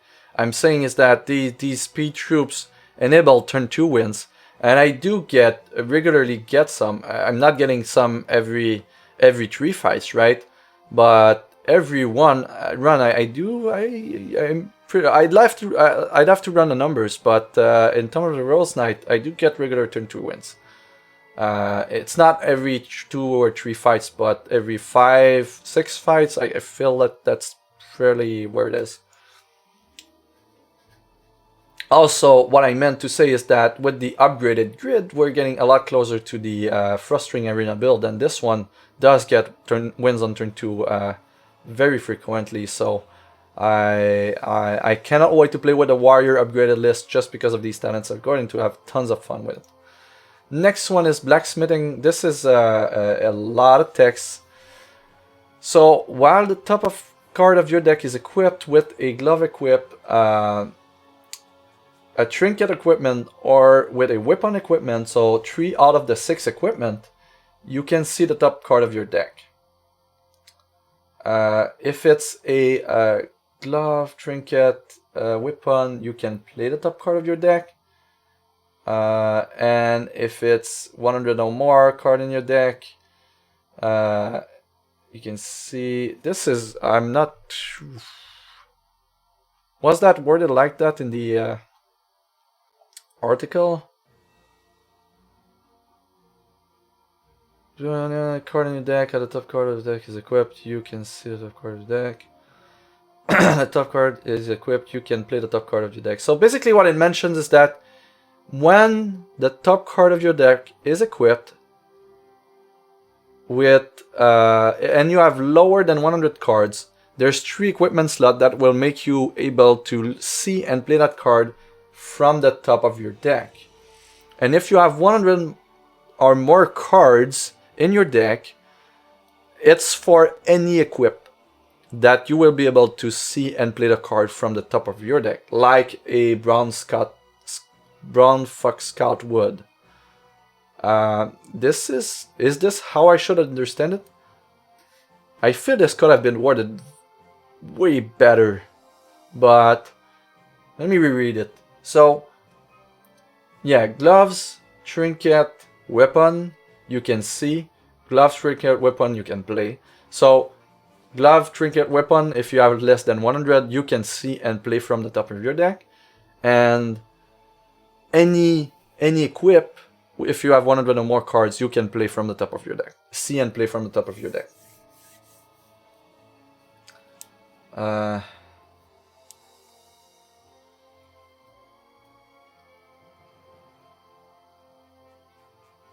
At least not deep training talent. Charge and the talent. Well, at level 15, I'm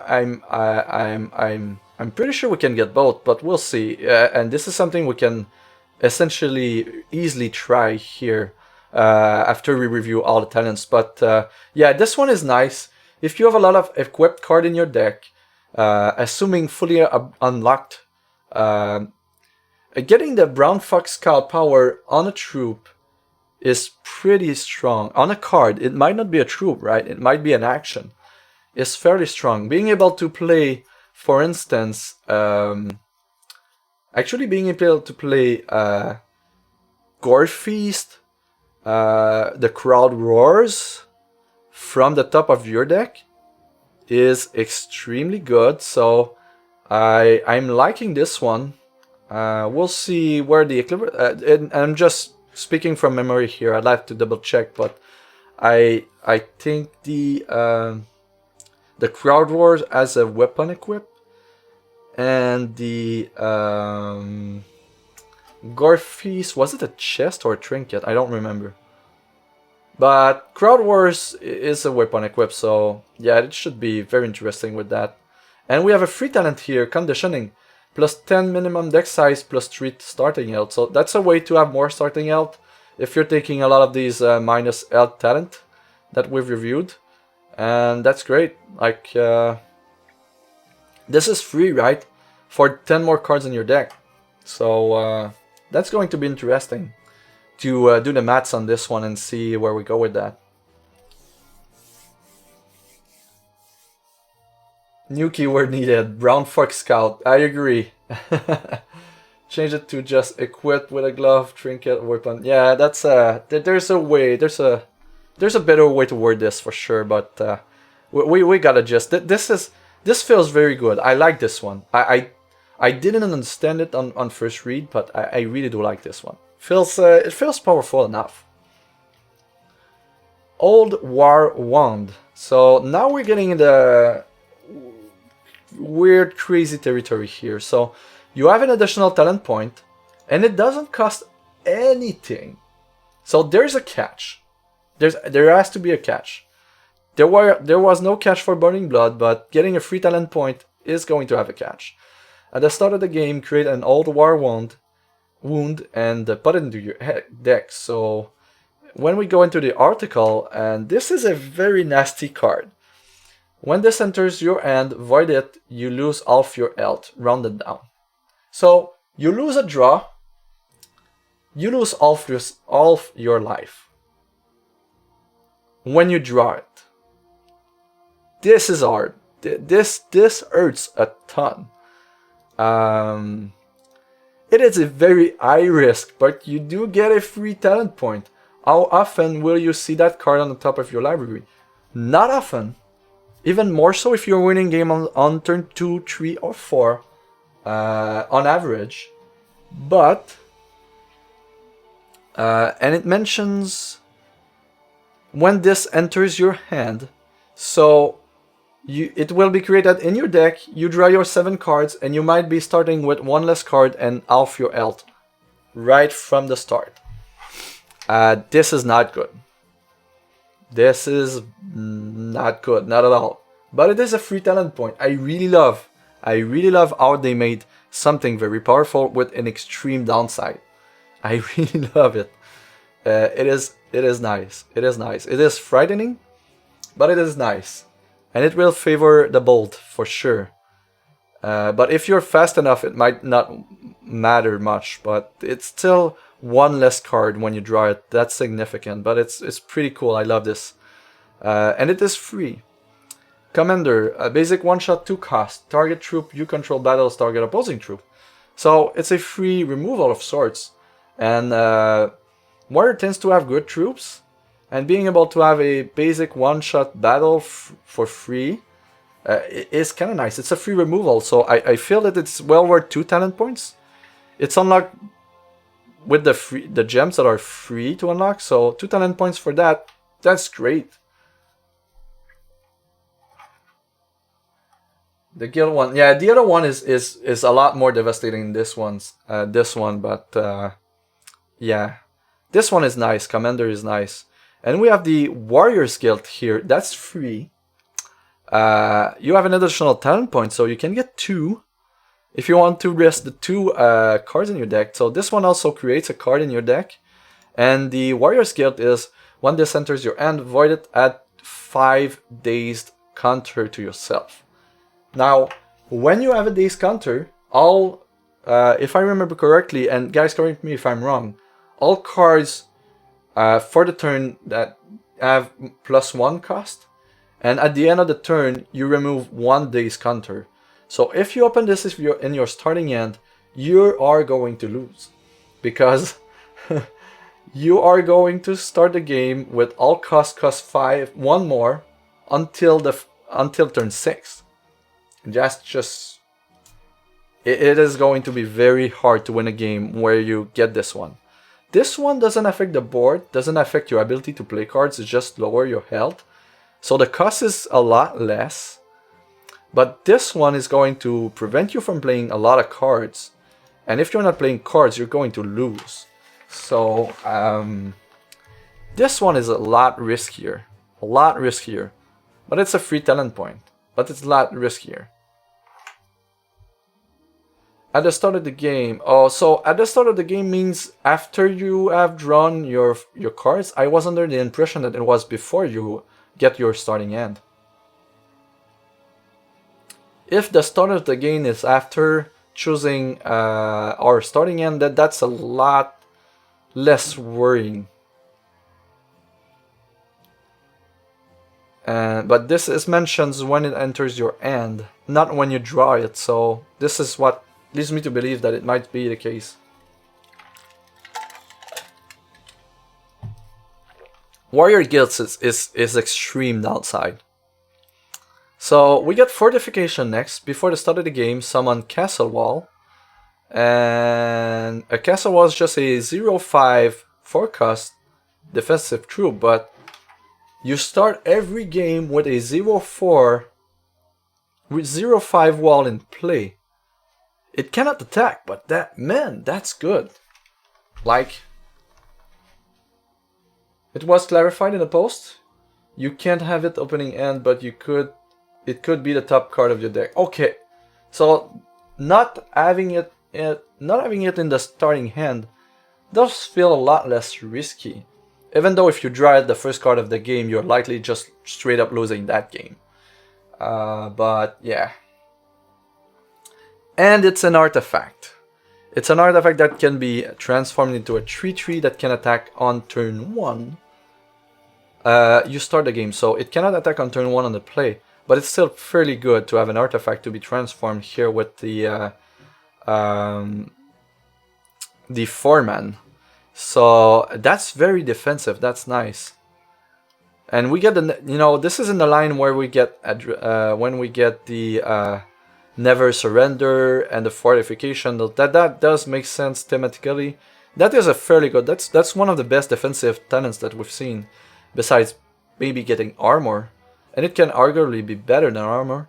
And the last one is a free talent plus 10 minimum deck size and plus 3 health as it is right now.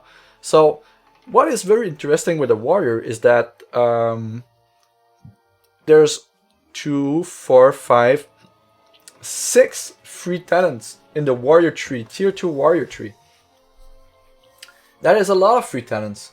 That tells me that we're going to invest a lot in the early talents and get the ones that we need right later down the road. So if I'm making a warrior here just for a test, I want berserking. I'm getting boiling blood because that's 3. When you play a warrior, gain a charge. Gaining a charge on damage, that's not something that we really want. Battle costs 1 less, yes sir. No damage on battle, maybe. Let's see what we have the other side. Battle 1 more. I personally favors these, so let's try them. And do we want blacksmithing? Maybe. So we have 5 points available right now. We can easily get everything in there. So battle 1 damage. We get the do we want the discard or parrying? I guess we're going parrying if you want to unlock the middle section. We get a class gem for free. We have access to more gold. I think this will be good. And plus 1 maximum in size. I would really want to get it though. Concursive strike and preparation. Do we have a way to unlock a free talent point at the cost of something nasty? We do. So do we get Old War Wound? It doesn't unlock right now because I don't know why.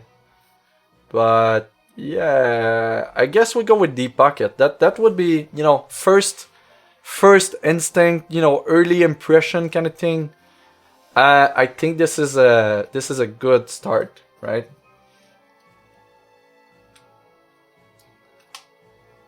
They need changes for warriors. Which X would just ditch the beginning of the game warning. Well, what they really need is that they need name for 3 phases that exist in PvE, but that doesn't really seem to apply in PvP. So we have before the start of the game, we have at the beginning of the game. These are 2 very distinct points in time that are more and more used in PvE that do not have a specific name right now. That could really simplify a lot of things if we would know, like, before the beginning of the game, this is here and how it works, and at the beginning of the game, this is here and how it works. And at the beginning of the game is misleading because it could be before you draw, or it could be after you draw, right? But before you play. So there's the potential of 3 phases here with different names. So that is something I would really like to see as well. But looking at the warrior talent here, we're getting most of everything that relates to battle, really. And we're getting everything that pertains to trained troops. And we're getting the additional gold. And the gem. I mean, the one thing that we're missing here is when you play a warrior, gain a charge. If you're playing a warrior-centric deck, getting more charges is pretty good. But for that would be the one tenant that I could see just, you know, we could easily make it without this guy here and just go with a warrior one and get everything. Like we literally get everything. The one thing that we don't have is concussive strikes, but it doesn't help winning a game fast. We're getting all the train shenanigans. We're getting the battle. We're getting the warlord, war machine with rage 3. Do we have other warlord tenants? I don't think so. Yeah. And the one thing with warriors is that there's not a lot of tenants that create a deck around them. It's just like good tenants. And this is maybe the downside of playing a warrior, is that most of the warrior talent builds are very, very similar for that matter. You need charges for warriors. Yeah, that's what I'm looking at. Yeah, like tactics is nice, but you're likely going to want this one. So, but you don't want to take damage to gain charges. That doesn't make sense. But you know, with that build, we're only losing 7 health with the minuses, and yeah, +1/+1 and speed on all train troops. We're getting 25% more train troops. Literally all for deck. And maybe more depending on the warrior minor gem, if it can prevents the train talent to proc on the gem troop, then that's even a bit better. We got the war machine, we got the deep pockets, we got the parrying, we've got battle cost 1 less, all damage increase, charges, and can you believe that, right?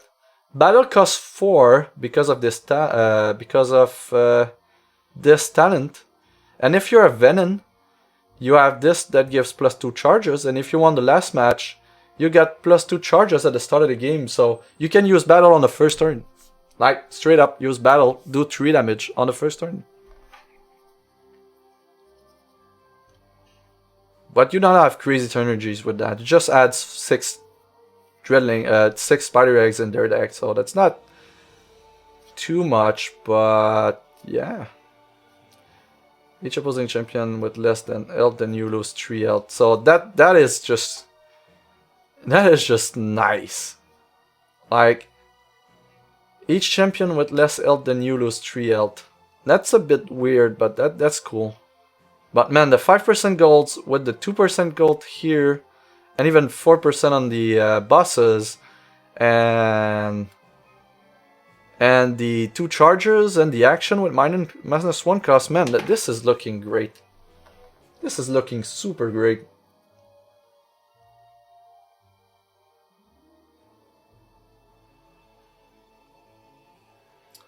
You can start with train troop in opening end. Either way. It'll feel bad when a train by gen troop gets train keyword on the talent randomly. Yeah, that's what I was wondering. If the gem prevents the training combat talent to proc on these cards. But if it can proc twice on the same card, you will get +2/+2 instead of +1/+1. So that's a minor consolation. But just giving speed to all of your deck is just great. Mind you, there's going to be a lot of speed troops in your deck already, so it's not giving speed to all your deck, but it's still providing +1/+1 to speed troops, which is fairly excellent. So they are either trained or they are not.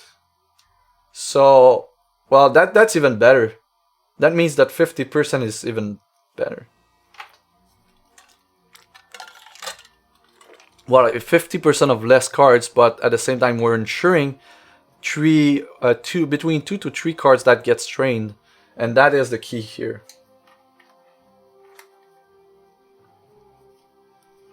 And use the hell out of it. Yeah, that's right. But yeah, the Warrior is looking very, very solid. I think that this will be an hidden gem. The fact that we can get more gold is very, very significant. And the gems are good.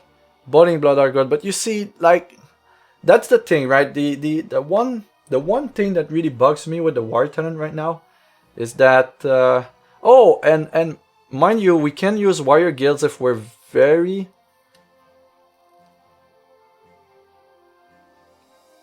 We can use Warrior Guild to have one more talent here. I don't know where we would spend it. There's Swift Strike and Steadfast. Maybe we can... Concussive Strikes.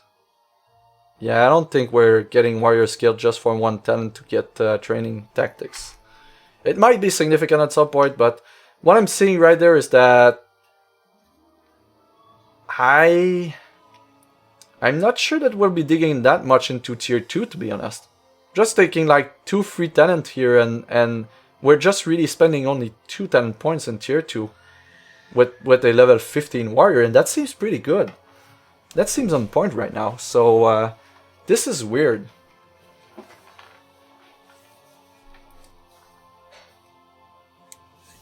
Oh, okay, I get it, S03E03. That's right. It can be targeted multiple times with training, but the way the talents are wording is that you either trained or not. You cannot be trained twice. It doesn't work like that. The trigger is if you're trained. It's not for each trained attribute. So that's the you technically can train twice, but you're never going... You might be able to train twice because of the gem, but you're never going to be able to get the bonuses twice. And hopefully we cannot have trained twice on the same troop. It's like using Living Totem to provide life drain multiple times. You only get one life drain word on your troop, even though you're giving it multiple times. It just doesn't stack.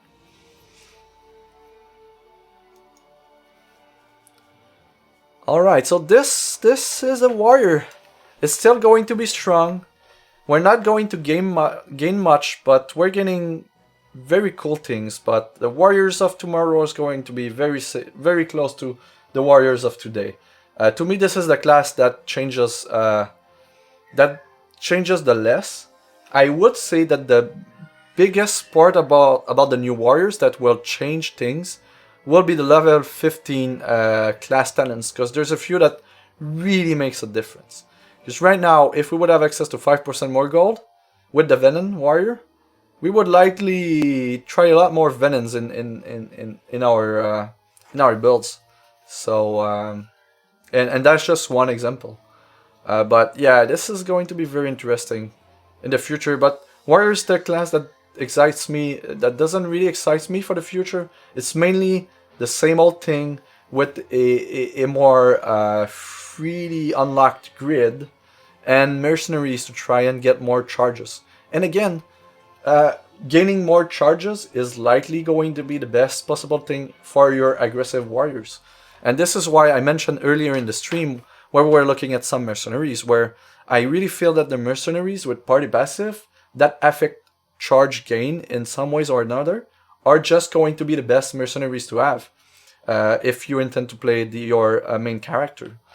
Things like Clang, things like the two first mercenaries that you encounter, depending on your faction, that both either provide a charge on the play or on the draw. So if you play these two with Clank with more cards than your opponent, you're guaranteed 2 charges every game. If you're playing a Venom, you're guaranteed 4 charges at the start of the game if you won the last encounter. If you have the Fury talent, you're going to start the game with 6 charges. That's insane. And if you play a warrior, you're just going to use your warrior power on turn 1, turn 2, and 3, as it feels. So 2 burning counters at the start of the game is very, very strong if you want to win fast. And this is something we will have to factor in, right? Between the charge gain and how much damage is 1 charge worth. and how much tempo does one charge gain, you know, in comparison to, say, two burning counters that totals 3 damage over the first 2 turns. So no, do we have new card spoiler or just mercs? There's cards and spoilers that are being spoiled right now, but I don't have any. When I requested my, I tried to get a second spoiler for the stream, but the answer that I got is that all spoilers and mercs were already planned and scheduled, so I don't have any, but the plan is still going, and we're still seeing a decent amount of spoilers every week in terms of mercenaries, so yeah, things are still moving forward. And boy, they were no kidding about AZ2 being twice as big as AZ1. Just with the stuff that was spoiled so far, I have enough content for me to play twice as much as I played in AZ1. Easy, not even trying. Just with the mercenaries, I'm going to spend 10 times as much time with AZ2 that I spent in AZ1. Just trying to upgrade the mercenaries, build good decks for them, build good decks for the ships, and try to find the perfect combination of passives for every combination of race class and mercenaries there is. I'm going to spend an insane amount of time in PzE in the future, and that's great. I'm very happy. And twice the content does not equate twice the time played, and for me it's going to be a lot more than twice the time played with AZ2, so I'm so hyped for it. Great content. I can't wait to get my hands on it.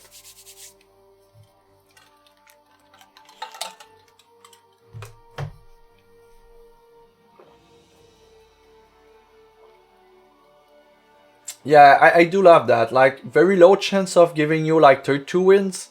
I think it's significant if it's not like 5%. But to be honest, I feel that even using 2 mercenary slots to guarantee a charge at the start of every single game, my gut feeling tells me that it's way better than anything that would be two random talents that are very, very strong. This is a gut feeling, but we'll see, right? And it's very different if we're speaking about different classes as well, because charge at the start of the game for clerics is not that valuable. We will, well, at some point we'll see mage tier 2 and we'll be able to figure out if having additional charges is great, but my guess is that for mages it's going to be insane to be able to start with 2 plus anything that's provided by the mercenaries, so that you can first turn use your champion power and get a certain amount of what's the name of these? These are spell point. So there's a way for a Venom mage to be able to use replenish on first turn, getting anywhere from 3 to 5 SP. There are also ways to have extra SP from the start, and you have a lot of spells that are very powerful that you would be able to use on right away on turn 1. You know, just soothsaying, for instance, being able to use it on turn 1 is just great. Like turn 1 selection, sign me in. And depending on the mage that you're playing, you might be able to do a lot more powerful stuff than just -1. Here, the Shinari 6 XP, destroy target troop. You would be able to use, you might just be able to use that on turn 2. That's very, very good. Necrotic, we have top card and to put in champion decks into your hand, that's bad. Dwarf, transform target troop into a random artifact, that might be okay. Target troop gets rage 2, this can block. If you play a 1-drop, and you activate that, and you put Reach 2 on your first troop, that might be fairly powerful. This is not likely to be able to play on turn 2, but maybe we have more start of the game SP generator with tier 2, that would be nice. And this is certainly powerful. Target troop gets +3/+3 for 7 if you can have this on turn 2 or 3. This is great. And the Coyote will have deal between 0 to 3 damage to each non-Coyote, non-elemental troop. That's, if it would be 1 to 3, love it a lot more, but 0 to 3 is just for 7. It's okay, but I really wish there was a way to make this 1 to 3 instead of 0 to 3.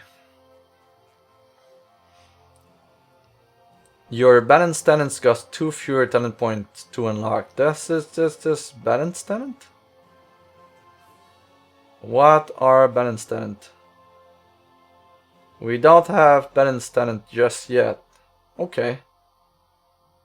But yeah, there's going to be tons of stuff here with the mage. I can't wait to see tier 2. Your life magic talent costs 1 fewer talent point to unlock. And its effect are doubled. Your life magic talent. Life magic.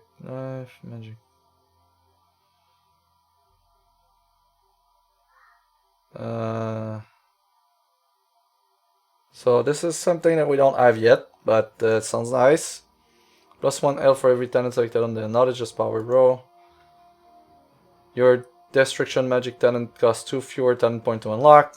That is super cool. Is that destruction? Yeah, it seems that there's at level 30 there's some talents that are reduced cost. Mercenaries have plus 1 starting out for each talent you've unlocked. Doesn't seem super nice. When opposing to dice gains 1 SP. That now we're talking. Now we're definitely talking. Chinaire. When a troop control dice, there's 25% chance to gain 1 SP. That's great. That's just strictly worse than... Oh, this is opposing troop? And this is your troops. Okay. And this one is when a Spartan play under your control, there's 25% chance to gain SP. So, Dreadlings. Maybe. We'll see. Alright. That's cool. So let's just go back into the game. We've done with the news review and the in-depth review of the Cleric and the Warrior talent trees. Yeah, that's true. That's true. I completely agree with that. There's going... The context is going to change drastically once we have fully unlocked grid. And this is a question here. Will we ever get fully unlocked grid for each classes at max level? My personal take on it is that I don't want this to happen, because then there's no, like, the grid. We're just going to do roughly the same build with the best possible class and race combination, and that's going to be it. I would love them to ensure that we don't have fully unlocked grid for all characters at max level. I'd like it. I think that would be more fun for the game that way. Although, you know, I'm a deck builder. I love to try to find the biggest and baddest combos, and having a fully unlocked grid for any class would make me very happy in the short term. But I would love the I would prefer not to go down that road. I think it would be better for the game, but we'll see. Maybe they add something else, you know, on top of things that makes it so that having a fully unlocked grid is not the be all and all of your character, because we already have mercenaries that do make a difference. Maybe we get consumables, we get equipment, maybe we get other stuff that affects your deck, so that even if you have a fully unlockable grid, there's some very specific things about your character that defines how you build the deck, and that would be super cool. But yeah. All classes will have full short grid at max level, but we won't be at max level at the end of AZ2. No, that's true. But yeah, that I'm speaking for like when we get AZ4. I'm guessing AZ5. But it's personal preference. I can see them using a fully unlocked grid for all races at the end, and it being okay. But I kind of like having to work with the copies of the card and everything. It's just it feels refreshing when you do the deck building. But then again, you have to work really hard to get a character to max level, so that could be okay as well. And there's going to be raiding, so if we consider that raiding might be super hard, it might just be a requirement to have for a fully unlocked grid anyway. But we'll see. Maybe at some point even 4 is not a maximum number of copies of a card in the deck, so that might just be a thing. So we're going to do the draft a pack now. And for the later part of the stream, we're going to do 5. We're going to open packs, and we're going to look at the pack, and we're going to ask ourselves 2 questions in the context of this being the pack 1 pick 1 in a draft.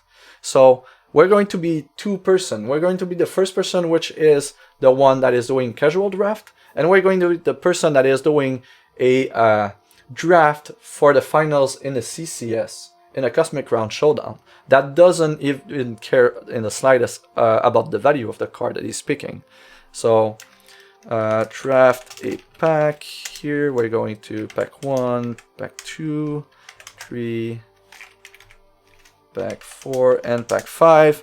And the rare and legendary cards that we're opening today will be added to a giveaway pool that will be won by someone on the stream today.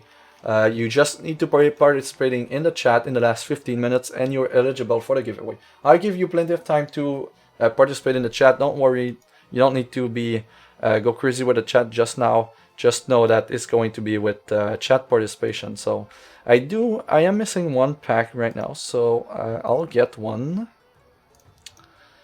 We're going to do Hero Fall this week. Last week we done 1. Well, that's a question. Do you guys want to go with 1 pack of each set, or just Hero Fall? Yeah, let's just go Hero Fall this week.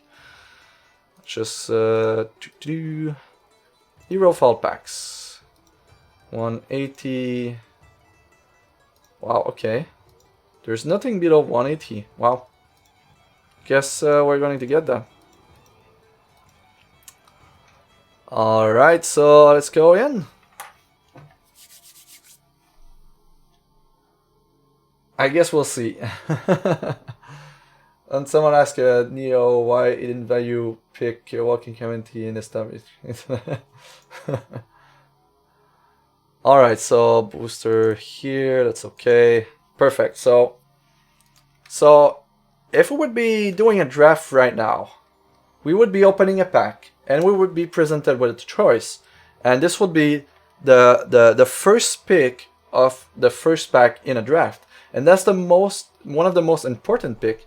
And this is just a cool exercise to try and figure out, how well do we know the set and the drafting format. And it's just an exercise to keep entertaining. And I do want to cover up some amount of limited on the stream on a regular basis, and this is a way to do it.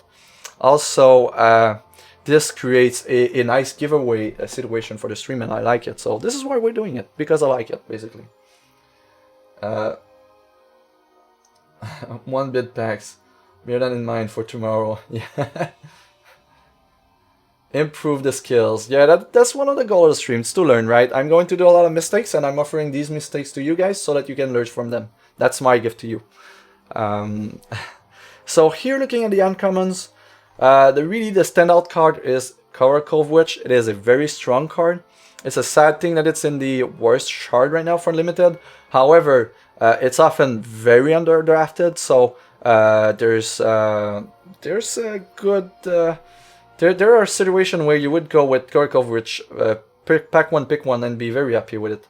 But it greatly depends on the commons that we have, right? So looking at the left side here, we don't have anything really exciting. Blazeman is a fine playable card, but it's not a first pick. Same thing for Lackey and Maiden. So, and if you're in Wild, Gift of the Mentee is playable. Looking at the right side, we've got Aerialist. That's a very strong card. Hulk is a playable card. Priest is very good. Crew of Venom Blade is very good. Firebrand is very good. Brunette is playable. So here, I think the clear pick would be Firebrand. In terms of power level, it is very high. It is in the best shard to be playing right now. Both best archetypes are Blood Ruby and Ruby Diamond. Arguably, Blood Ruby is the best. So I really don't mind starting up with a Ruby card, and this one is one of the best for common. So Firebrand, I think, is a easy choice here, unless we get a crazy rare here. So, we do get a Forever Blooms. Forever's Bloom. I think we can consider this as a limited bomb for the most part. The problem with it is that it asks you to be playing wild, but that's a good reason to play wild though. And it is a constant and it's kind of slow. But if you know that you're going to be slow at the start of the draft, this is one of the best way to do it. Although you kind of have to force it, right? But this is kind of a bomb. So I think I would still keep the Firebrand first because Fervor Bloom is a prismatic card and it asks more of you to be playing it. Ashwood Firebrand is easily splashable in many archetypes and is always very, very good. So, and it generates a valor on top of that, and it provides Swift Strike. So there's a lot going on here. I think I would still play the Firebrands. If I'm doing casual, I'm going with the Bloom. Even casual, I'm not sure I go with the Bloom. Let's just do a price check here. Forever's Bloom. What do we have here? Yeah, it's a floor price rare for the most part, so yeah, I'm not even picking that in a casual draft first. I just go with the Firebrand. But that's a cool rare. It has power to it. I wouldn't be surprised if this would be playable and constructed in the near future with 6/6. It's already close to be up there, so definitely a nice thing. And Bloom is awesome if you get it early, but I'm not sure that I'd be taking it over a Firebrand. And if I take a Ruby card and I send it to my left, someone is going to be, you know, Diamond Wild-ish, and that's less people playing Ruby cards, so that's always nice. I'm not, you know, first pick Firebrand, I'm not going Color Witch. Not that early. Not that early. You're not going to get all cards here. You're getting the Witch. You're getting another strong Sapphire cards next, so that's nice. But there's no guarantee that you're getting good stuff in Sapphire in the future. I've seen someone lose with it, and Limited was when I came down super late. Oh, so you would take Bloom, that's nice. Even though it asks a lot of you. Yeah, this is a bomb. I think these two are strong picks. I guess the Firebrand is safer, but Bloom is more power packed. So I think that there's not everyone would pick. I don't know. I'm not that experienced with draft, to be honest, with the limited amount of time that I have. So maybe Bloom would be the pick here, but I think everyone agrees that these are the two cards that you want to be looking for if you're in this draft. The outposts are all very not good because they're too slow. The one outpost that is very strong is the Monastery, because if you build a stall deck, Monastery will win the game. It will just win the game. If you manage to end up at parity with your opponent and you have Monastery, we will win the game. So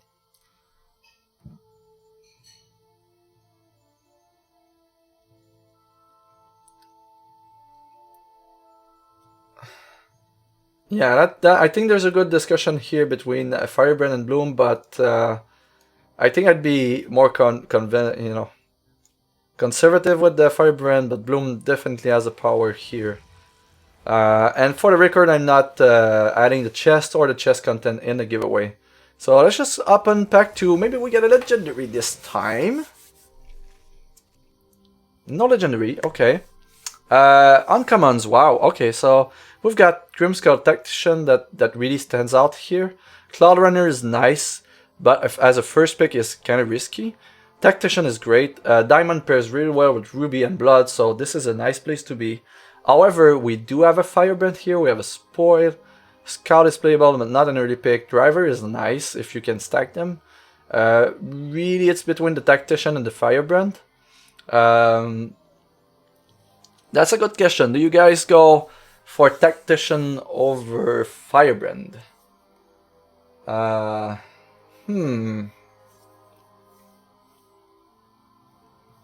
the Monk Dream is nice. Freeze and a Gift of the Mentee, Complement Bloom, yeah. I think I would go Tactician as well. That's the highest upside. Firebrand is pretty strong though. But Tactician is so nice with the exhaust. And you're playing Diamond, so it has flight. It's an good evasive attacker that has a good interplay effect. That may have small additional occurrence of its power with the Saga troops. So Tactician, I think, is a good place to be. Driver spoil, yeah. But it is Firebrand and Tactician right now for sure. So let's see the rare. Maybe we have something nice. Well of Ancient. Now, this is interesting. This is a very, very good card to have. So this adds value to the giveaway for sure. Price, Well of Ancients.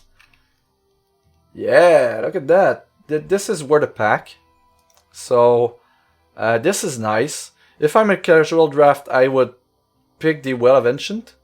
If I'm in a CCS, I think I'm going with the Tactician or the Firebrand. Likely the Tactician. But yeah, this is a nice card to have for the giveaway right now. But casual draft, I'm taking the Well 100% of the time. This is a cool card, and if you don't have already have one, then that's pretty nice. We didn't get a legendary. Let's see the uncommons for pack 3. Okay, so Prejudice, Gravebane, Nilzan, Spiritualist. Nothing really stands out in the uncommons. Well, Gravebane is kind of nice, but you don't necessarily want this as a first pick. So, looking at the commons, we have a Bastion is fairly strong. Take Wing is playable, Menti as well. Rider is nice, but it costs a lot, so you're not want to be first picking it. Brunette is playable. Gust Mage is very, very good. Exploration is very, very good. Oh, that is a hard choice. Between Gust Mage and Exploration, what would you guys pick? Early in the draft, do we pick Exploration? Exploration is so good. And we do have an Ironsmith, so Ironsmith goes really, really well with the Gust Mage, but there's no way it's coming back. I think Exploration would be first. It's a removal. It's a good removal. It gets rid of Revenant. It's in the Revenant's shard pairing as well, and it creates Dreadlings. And maybe we're lucky and we get the Bastion back. That would be my guess. But yeah, these three here are standout for sure, depending on your preference. But you're not going wrong with either one of them. But I would put Ironsmith behind Gust Mage and Exploration every day. So it's really between these two. No, we're not taking into account anything we'd picked previously. We're just doing packs as independent entities, like different drafts. It's just for pack 1, pick 1. We're not going like that. But if we would have taken Forever's Bloom at some point, we would take the Gust Mage for sure. But that's besides the point. Let's see what the rare is. Puck's Daydream. Not too impressed with that. Puck's Daydream. This is certainly not something we're picking first. So I guess we're going with... I would personally go with Exploration. Wouldn't fault anyone going with a Gust Mage. I do think it's an error to go with Ironsmith above these two though. But yeah, this pack is kind of good. There's some very good chase common cards in there. And if we're lucky, we might just get Bastion back, so that's nice.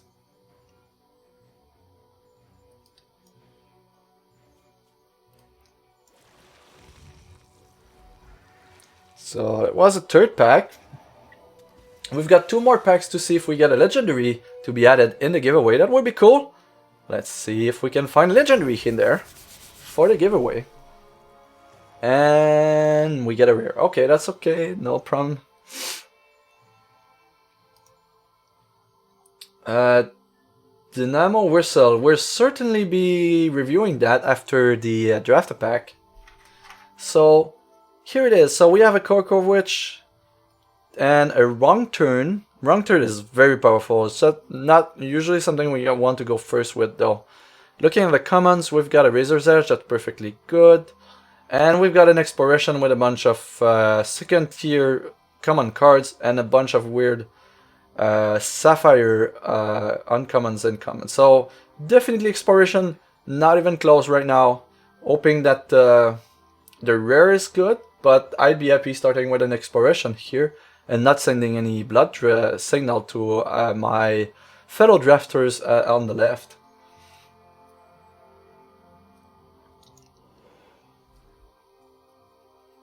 Grove Warden is nice. If the format would be slower than it is right now, it might just be a bomb for the most part, but it's still 6-7 crush dead fast. That does something some amount of the time, so it's fairly good. If the format was slower, I would definitely consider this a bomb and consider the card, but the format is extremely fast, and while it's not necessarily the place you want to be, I don't think I would take a Warden over the Exploration. So yeah, I think I'm still taking the Exploration here. Grove Warden is a nice card. It's likely a floor price rare though. That's a bit sad for the giveaway, but we'll see. We have one more pack. Maybe we get something nice as a legendary card. That's not a legendary. Okay. Alright, okay, so now we have something. Spearcliff Captain is definitely amongst the powerful uncommons that we want to see early in the draft. Looking at the common, the other are lackluster really. We've got a Scout, Blazeman is playable, Mentee is playable, Drain Soul is playable most of the time, Magus. We've got a Transmuter, an Exploration, and a War Priest. There's a ton of stuff in this pack. The rare will need to be very powerful for us to choose it, but for the most part, I think I would go with a Captain for now.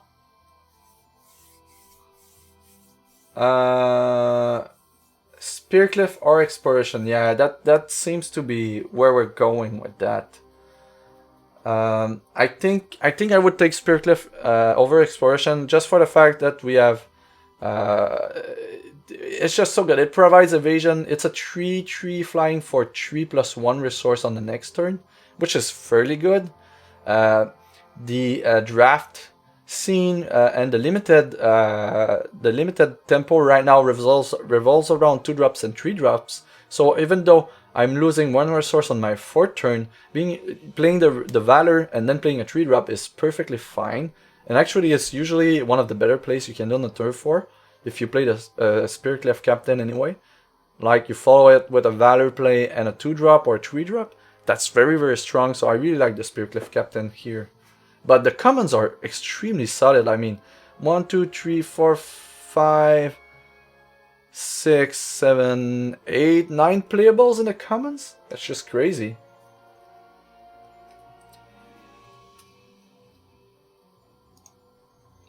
That's a lot of playables, so if we're taking the Captain, we might be able to get a War Priest or the Scout. Even the Battalion is great, but you usually can't play it. But if you can play it, that's good. Value for the draw! So we've got some nice value for the giveaway today. We've got a Hero-Fall. Sadly, this is exactly what we're picking. There's no way we're not picking Hero-Fall. This is nice value for the giveaway, so that's perfect. It's still a $5, $6 rare. So yeah, pick changed, and we're going. And this is, we have a Blood Wild team giveaway today. We've got Well of the Ancient, Grove Warden, and Hero-Fall. They all go in the same deck, even Puck's Dream. Oh, that's nice. Yeah. Void all Revenants, which are still in the deck. That could be a thing. I guess you pick the rare. It's like cheaper Exploration. Yep. And even in a CCS situation, I would Hero-Fall is just a bomb, right? If you're hitting something nice with it, if they have any copies, it's great. The format revolves around a lot of 2-cost very good and 3-cost very good cards that people might have multiple copies, so Aerofall is nice in that sense as well. And it's just quick action, it's just crazy good. So yeah, you're not passing Aerofall. Not by a long shot. It's a... well, it's not a bomb, but it's one of the most efficient removal you can have. And that brings it up very close to a bomb status. So... there's... let me put it this way. Is there any uncommon or common that you would pick over Aerofall if you don't consider the price, the value of the card? I'm really not sure. Hey, Xerxes 518, thank you for the follow, appreciate it, welcome to the team. Lava Shaper could be a thing, but do you take Lava Shaper over Aerofall? Is there any uncommon that you would take over Aerofall? If you're not considering value? Revenant, if there is one, I think Mama Yeti and Revenant are there. These would be the only 2 uncommons I would consider taking over Aerofall. And I'm not even taking them right now, I'm just considering them.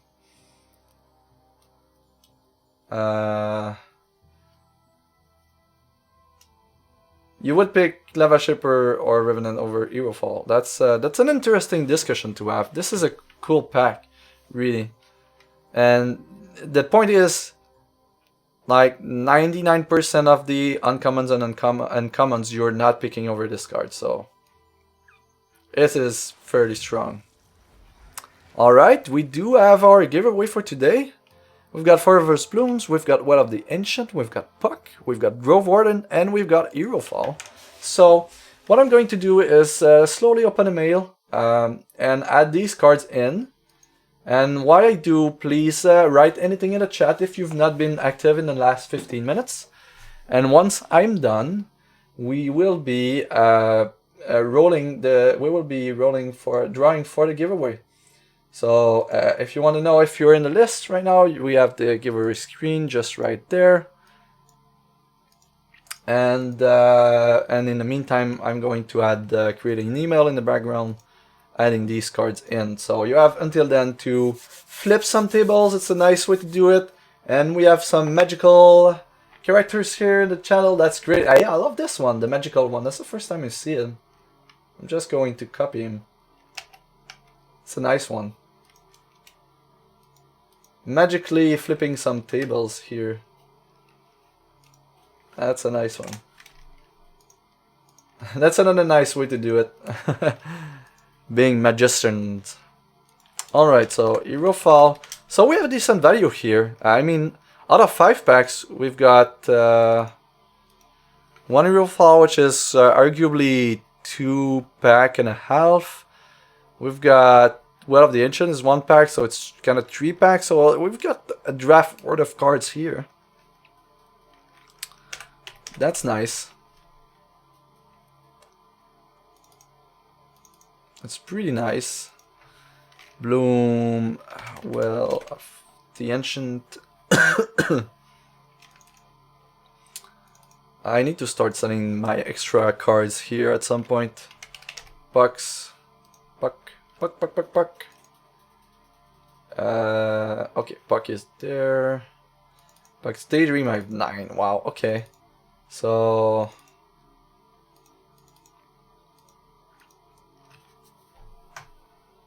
is it frozen? Yeah, that's what I meant, right? Revenant and Mama Yeti are the 2. But I don't think I would play Mama Yeti, take Mama Yeti over Aerofall, because we don't know that we'll be able to play Mama Yeti. But Revenant is another story. Grove Warden, okay. Next is we have that. Yeah, we have everything. So attach. The mail is ready, and we've got a weird display bug right now.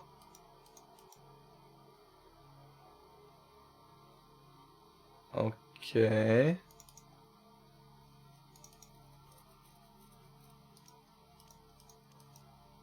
How do I get out of this?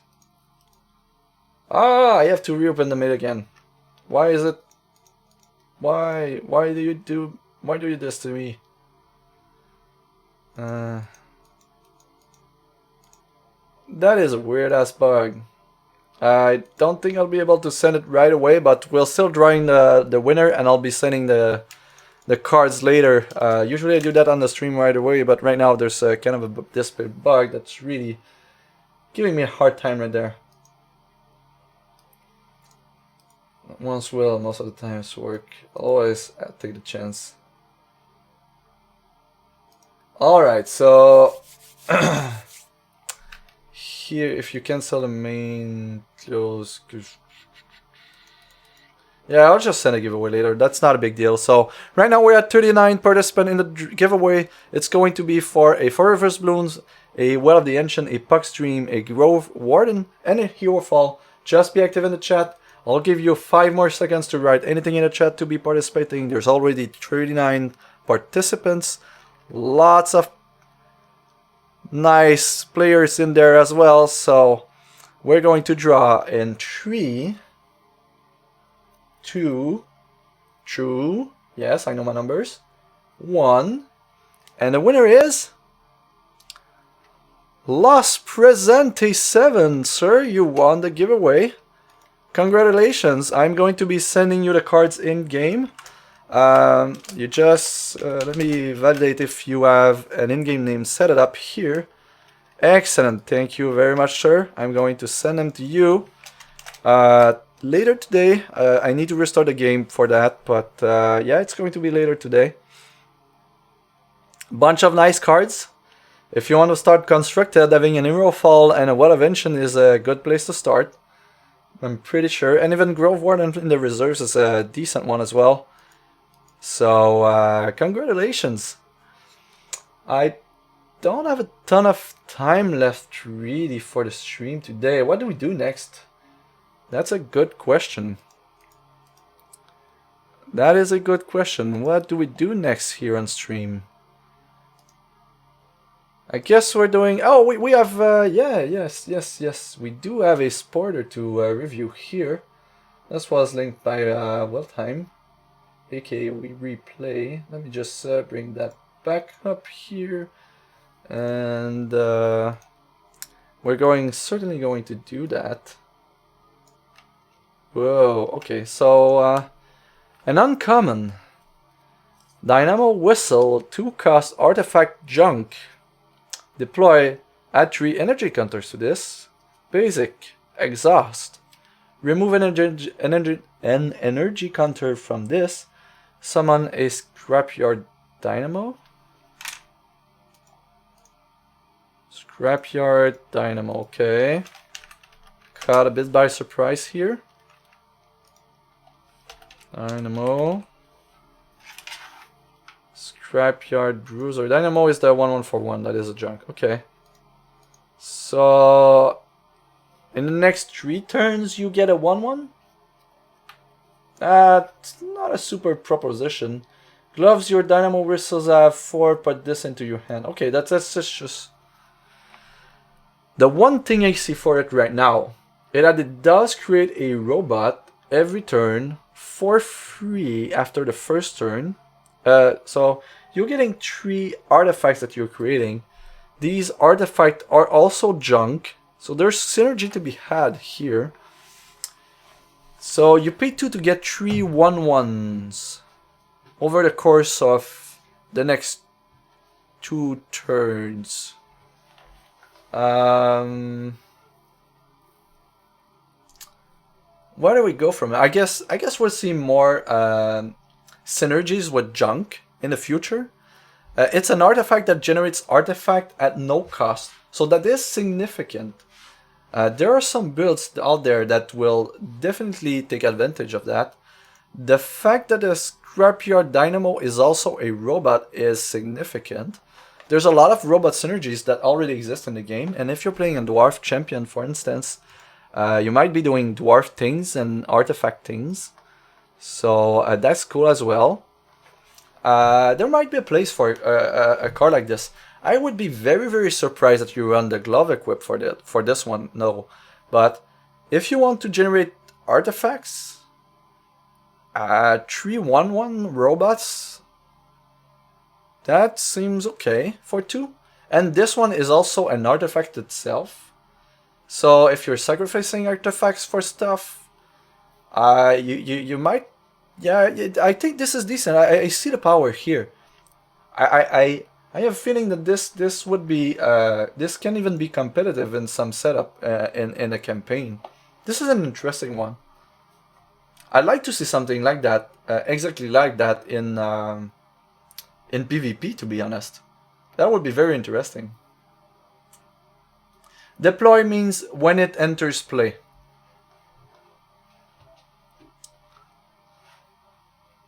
It's cool with Warp Still widget as well. I mean, the turn you play it, right? You put an artifact in play, and then you can use it right away. It's not a troop, so you can exhaust it right away. So the turn you play it, you put into play 2 artifacts. One is a Scrapyard Dynamo, and this one. And the next turn you put another one, and the next turn you put another one. So this is something cool. There's hidden power here, I feel.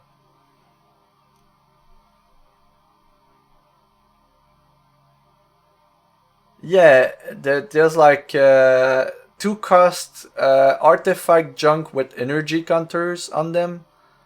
This might just be a thing. The other one is just insanely good, by the way. That's the exact same thing, but when you exhaust it, you draw a card. It's just stupid strong. It's like 2 cost, draw 3 cards, and also get an artifact in play that you can use for something else. Sign me in. Right? It goes in most decks. That does not win on turn 2 or 3 on average. That's my guess right now.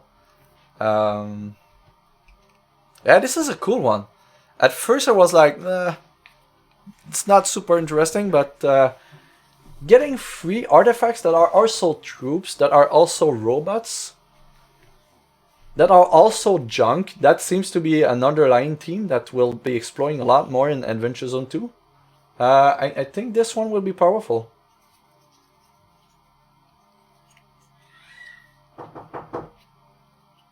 Should say the booting up. Booting up is nice. Give me a second, guys.